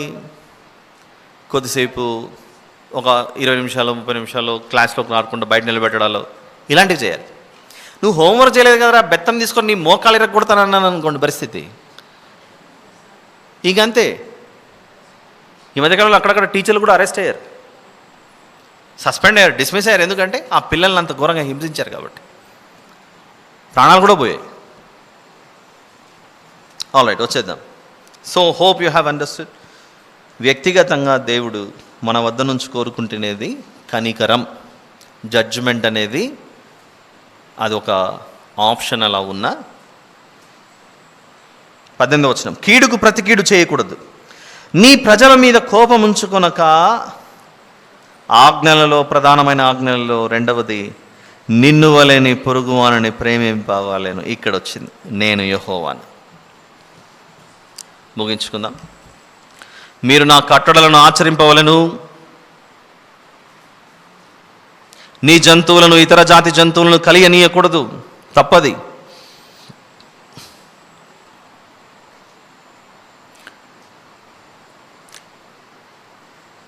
నీ పొలములో వేరువేరు జాతుల విత్తనములు చల్లకూడదు. దేవుడు చెప్పాడంటే ఆ పని చేయకుండా ఉండడం ఉత్తమం. బొచ్చును నారయు కలిసిన బట్ట వేసుకొనకూడదు. లెనిన్ అండ్ వూల్ రెండు కలిపి వస్త్రాన్ని తయారు చేయకండి అని చెప్తున్నాడు అక్కడ. తర్వాత 20వ వచనం, ఒకనికి ప్రదానము చేయబడిన దాసి, ప్రదానం చేయబడిన తర్వాత వెల ఇచ్చి విమోచింపబడకుండగానేమి, ఊరక విడిపింపబడకుండగానేమి ఒకడు దానితో శయనించి వీర్యస్ఖలనము చేసిన యెడల వారిని శిక్షింపవలెను. వారికి ప్రదానం చేయబడిన తర్వాత నువ్వు ఎవరు వారి జీవితంలో ఎంటర్ అవ్వడానికి? అది విడిపింపబడలేదు కనుక వారికి మరణశిక్ష విధింపకూడదు. శిక్షింపవలెను, కండిషన్ అది. అతడు అపరాధ పరిహారార్థ బలిని అనగా అపరాధ పరిహారార్థ బలియగు పొట్టేలును ప్రత్యక్ష గుడారం యొక్క ద్వారమునకు యెహోవా సన్నిధికి తీసుకొని రావాలను. అపరాధం చేశాను తండ్రి అని దేవుని దగ్గరకు వచ్చి ఒప్పుకోవాలి. ఇలాంటి నేరం జరిగితే. అప్పుడు యాజకుడు అతడు చేసిన పాపమును బట్టి పాప పరిహారార్థ బలియగు పొట్టేలు వలన యెహోవా సన్నిధిని అతని నిమిత్తం ప్రాయశ్చిత్తము చేయవలెను. పాప పరిహారమునకు పొట్టేలు బలి. దీని వలన అతడు చేసిన పాపం విషయమే అతనికి క్షమాపణ కలుగును. మీరు ఆ దేశమునకు వచ్చి ఆహారమునకై నానా విధములైన చెట్లను నాటినప్పుడు వాటి పండ్లను అపవిత్రముగా ఎంచవలెను. ఇది చూడండి, ఆలోచించండి ఒకసారి. మీరు ఆ దేశంలోకి అడుగుపెట్టిన తర్వాత మీరు విత్తనాలు విత్తి ఆ దేశమునకు వచ్చి ఆహారమునకై నానా విధములైన చెట్లను నాటినప్పుడు వాటి పండ్లను అపవిత్రముగా ఎంచవలను. వెంటనే తినకండి. వాటి కాపు మీకు ఎక్కువగా ఉండునట్లు అవి 3 సంవత్సరముల వరకు మీకు అపవిత్రముగా ఉండవలను. వాటిని తినకూడదు. అడుగుపెట్టిన వెంటనే దొరికిన ఛాన్స్ అని ఇంక తీసుకోకుండా వెంటనే చేయకండి. మీరు నాటినవి కూడా 3 సంవత్సరాలు విడిచిపెట్టండి. 4వ సంవత్సరమున వాటి ఫలములన్నీ యెహోవాకు ప్రతిష్ఠితమైన స్తుతియాగ ద్రవ్యములగును. 5వ సంవత్సరమున వాటి ఫలములను తినవచ్చును. అంతవరకు పోషించే నేనున్నాను కదా అంటున్నాడు దేవుడు అక్కడ. నేను మీ దేవుడైన యెహోవాను. రక్తము కూడినదేదియు తినకూడదు. మళ్ళీ వచ్చింది అదే మాట. రక్తము అంటే ఏమిటి? ప్రాణము అన్నాన్ని ఇంగ్లీష్లో ఏమనాలి? లైఫ్. లైఫ్ ఎవరి చేతిలో ఉంటుంది? ఎప్పుడు? దేవుని చేతిలో ఉండే ఆ జీవమును నువ్వు నీ చేతిలోకి తీసుకోకూడదని చెప్తున్నాడు అక్కడ. అది నీ వల్ల కాదు. అది రక్తము జీవమునకు సూచన, ప్రాణమునకు సూచన. జీవము నీ చేతిలో ఉండకూడదు, అది దేవునిదే. నేను మీ దేవుడినైన యెహోవాను. రక్తము కూడినదేది తినకూడదు. శకునములు చూడకూడదు. శకునము అంటే భవిష్యత్తు ఏం జరుగుతుందో కొంచెం చెప్పండి అని పోతుంటాం కదా అప్పుడప్పుడు. మన గడిచిన కాలం అలానే సాగింది. వారి దగ్గరికి వెళ్ళి చిలుక జోషాలు చెప్పించుకోవడాలు, లేకపోతే ఇంకొకటి. ఇంకా శకునములు చూడకూడదు, మంత్రయోగములు చేయకూడదు. అపోస్తల కార్యముల్లో మంత్రాల పుస్తకాలు ఉన్నవన్నీ వచ్చి కాల్చి దహించి వేస్తారు ఎఫెసీ ప్రాంతంలో. రేపు చూద్దాం ఆ విషయం, టైం లేదు కనుక.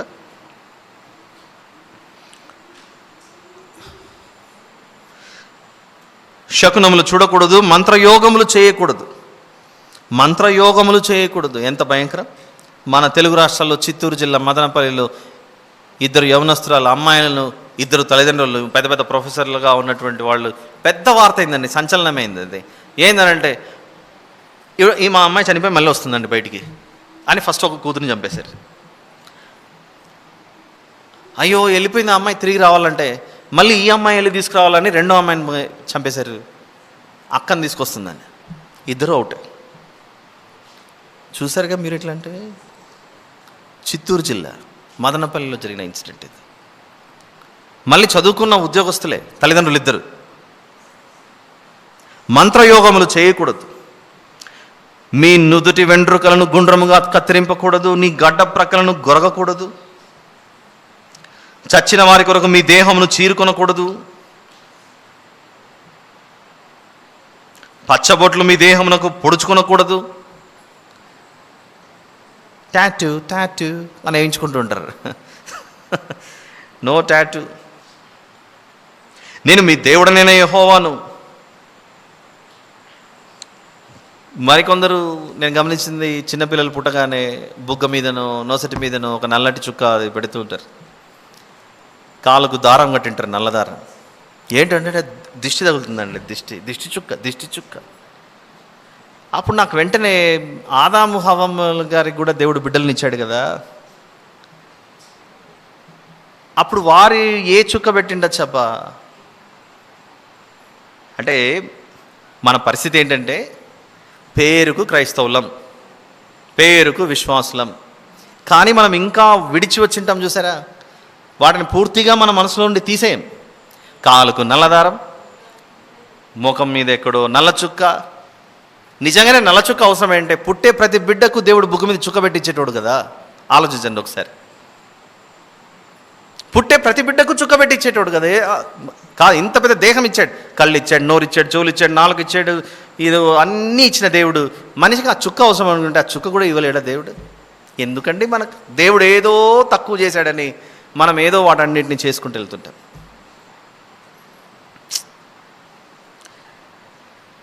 దేవుని గౌరవించని మనుషులం మనం ఇంకా. వాళ్ళ నానమ్మ పెట్టిందండి, వాళ్ళ అమ్మమ్మ పెట్టిందండి, వాళ్ళు చేశారు కనుక మనం అది కాదని తెలుసుకుని దేవుని దగ్గరికి వచ్చాం. మళ్ళీ ఇంకా అలా చేసుకుంటూ పోతుంటే నిన్న మొన్నటి వరకు కూడా చూసాం, మన పితరులు పిల్లల్ని తీసుకెళ్ళి కాల్చారని. మనం ఎందుకు చేయట్లేదు? తెలుసుకున్నాం అది తప్పని, అది తప్పని తెలుసుకున్నాం, మారింది సమాజం. ఇంకా మనం అలా చేసుకుంటూ పోతే సరే, చుక్క పెట్టినంత మాత్రం పిల్లలకు జ్వరాలు రావట్లేదా? చుక్క పెట్టినంత మాత్రం పిల్లలకు దగ్గులు రావట్లేదా? చుక్క పెట్టినంత మాత్రం పిల్లలకు జలుబులు రావట్లేదా? ఆలోచించండి. ఎప్పుడండి మనం మారేది? ఇంకా మారము. దేవుని దగ్గర మారాం చేస్తుంటాం. ప్రభువా నువ్వు చెప్పింది మేము వినం తండ్రి. చూద్దామా 28. చచ్చిన వారి కొరకు మీ దేహమును చీరుకొనకూడదు, పచ్చబొట్లు మీ దేహమునకు పొడుచుకొనకూడదు, నేను మీ దేవుడనైన యెహోవాను. మీ దేశం వ్యభిచరింపకయు దుష్కామ ప్రవర్తనతో నిండకి ఉండునట్లు నీ కుమార్తె వ్యభిచారిణి యగుటకై ఆమెను వేశ్యగా చేయకూడదు. డబ్బుల కోసం కుటుంబాలను అమ్మేసుకోకూడదు. నేను నియమించిన విశ్రాంతి దినములను మీరు ఆచరింపవలను, నా పరిశుద్ధ స్థలమును మన్నింపవలను. చదవండి ఇంటికి వెళ్ళిన తర్వాత ఈ విషయాలు. నేను మీకు విశ్రాంతి దినములు ఏర్పాటు చేశాను, దాన్ని ఆచరించండి. మీకు కూడా రెస్ట్ అవసరం, తిరిగి మళ్ళీ పనిలోకి దిగాలంటే. నా సన్నిధిలో మీరు కనబడండి. ఉదయం నుంచి సాయంత్రం వరకు కుటుంబ పోషణ కొరకు బయట తిరుగుతున్నాగా, ఒక్క రోజన నా సన్నిధిలో కనపడరా మీరు? విశ్రాంతి దినమందు నా పరిశుద్ధ స్థలంను మన్నింపవలను. విశ్రాంతి దినం అంటే ఇంట్లో కూర్చొని ఏసీ వేసుకొని టీవీ చూసుకుంటూ రిమోట్ పట్టుకోవడానికి కాదు ఉండేది. మందిరానికి రావాలి, దేవుని సన్నిధిలో సమాజంగా కూడుకోవాలి, ఆయన స్తుతించాలి, ఘనపరచాలి. అందుకే ఏమన్నాడు విశ్రాంతి దినం విషయంలో 30వ వచనంలో, నేను నియమించిన విశ్రాంతి దినములను మీరు ఆచరింపవలను, నా పరిశుద్ధ స్థలమును మన్నింపవలను. కంటిన్యూయేషన్ అది. నా పరిశుద్ధ స్థలంలో మీరు కనపడాలి. నేను యెహోవాను. కర్ణ పిశాచి గల వారి దగ్గరకు పోకూడదు. ఊపొస్తుంటుంది, ఊపొస్తుంటుంది టికి టికి టికి. వాళ్ళ దగ్గరికి వెళ్ళి ఓ పిశాచి నాకేమైందో చెప్పు అని అడగకూడదు అక్కడ. అప్పుడప్పుడు మన ఆరోగ్యం దెబ్బతింటే ఫలానా వారు మా లోనికి వచ్చారు అందుకే ఇవన్నీ వచ్చాయనుకుంటుంటాం అప్పుడప్పుడు.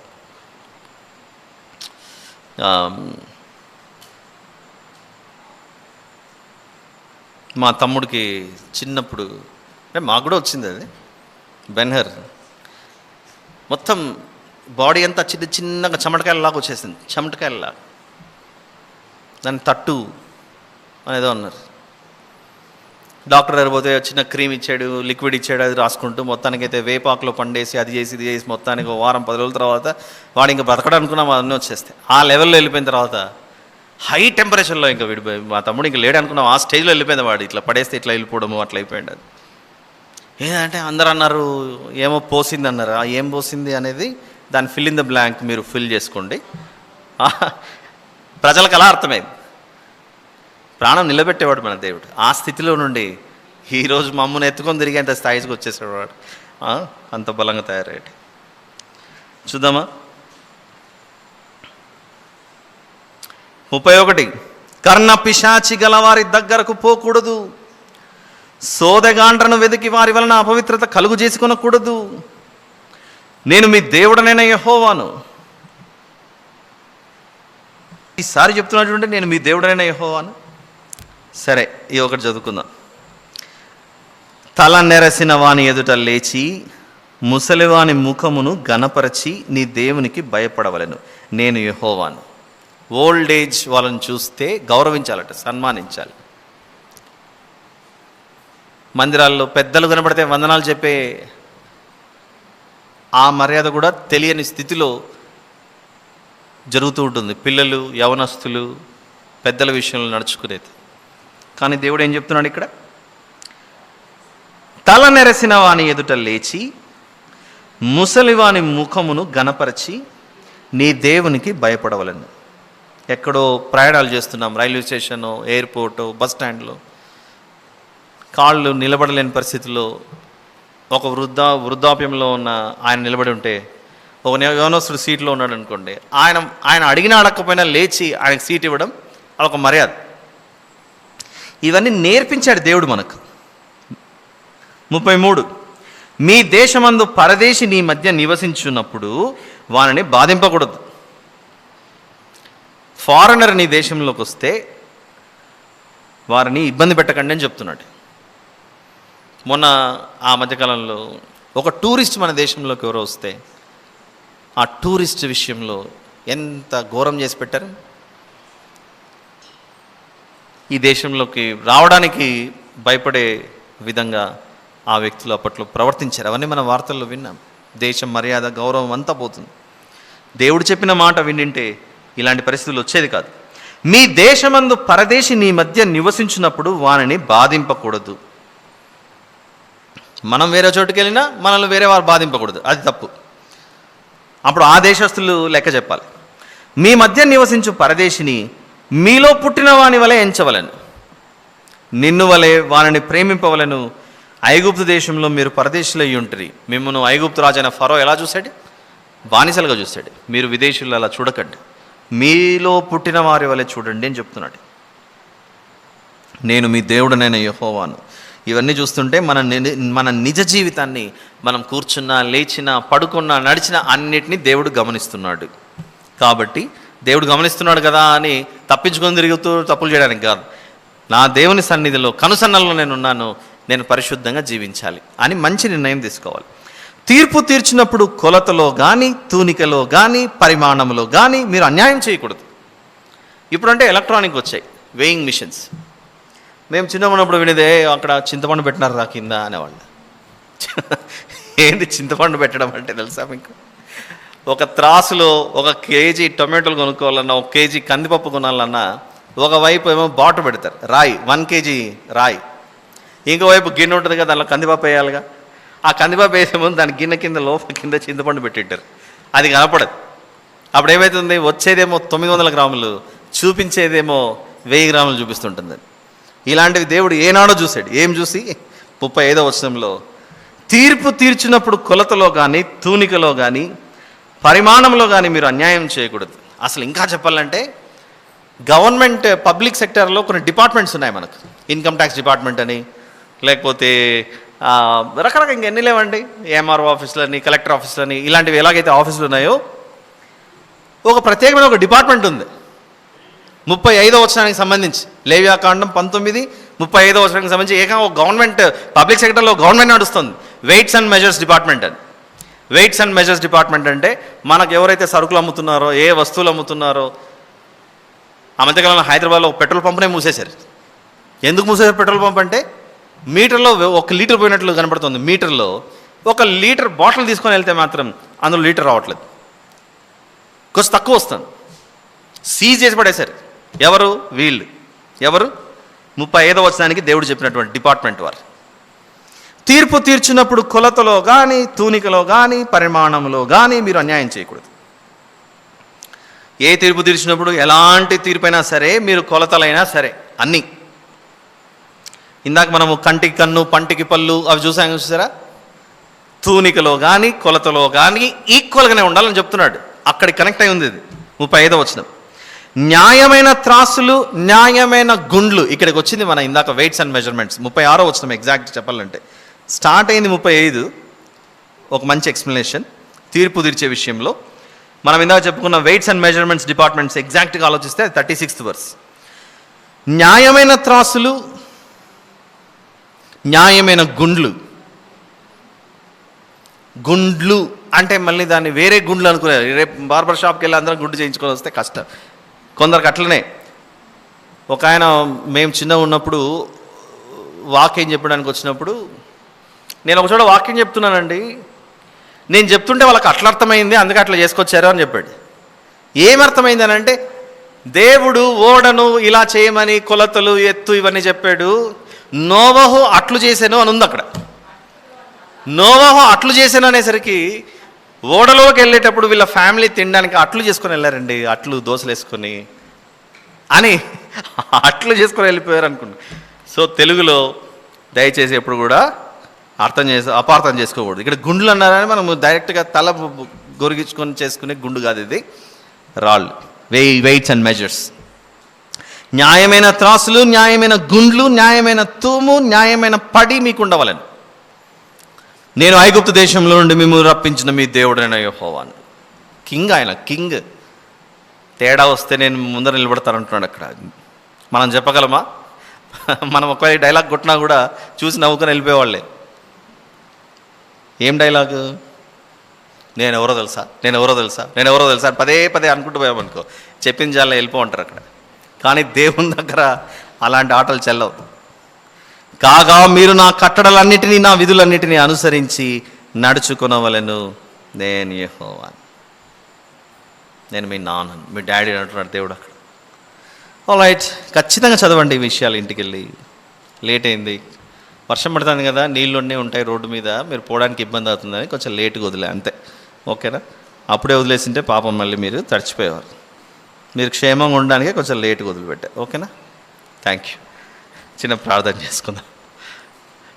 ప్రేమగల తండ్రి, మీకే స్తోత్రం నాయన. మీ బిడ్డలు కూర్చొని విన్నారు వాక్యాన్ని. తండ్రి, దయచేసి మీరు హృదయములలో నుండి మీ కట్టడలు, మీ విధులు తొలగిపోకుండా కాపాడమని వేడుకొంచు. మేమందరము మీరు చెప్పినట్లుగా విని మీకు ఇష్టలుగా జీవించడానికి నేర్పించమని ప్రాధేయపడచ్చు. మా జీవితంలో చేసిన ప్రతి తప్పిదమును మేము ఒప్పుకొనిచున్నాం. నా పాపమును, మా పాపమును మీ సన్నిధిలో ఒప్పుకొనిచున్నాం. మమ్మల్ని క్షమించి మీ హక్కును చేర్చుకొని మనం వేడుకొనొచ్చు. మా ప్రభువును, ప్రియరక్షకుడైన యేసుక్రీస్తు ప్రభుల వారి పేరిట మీకే సమర్పించి ప్రార్థించి వేడుకొంచున్నాను తండ్రి. ఆమెన్.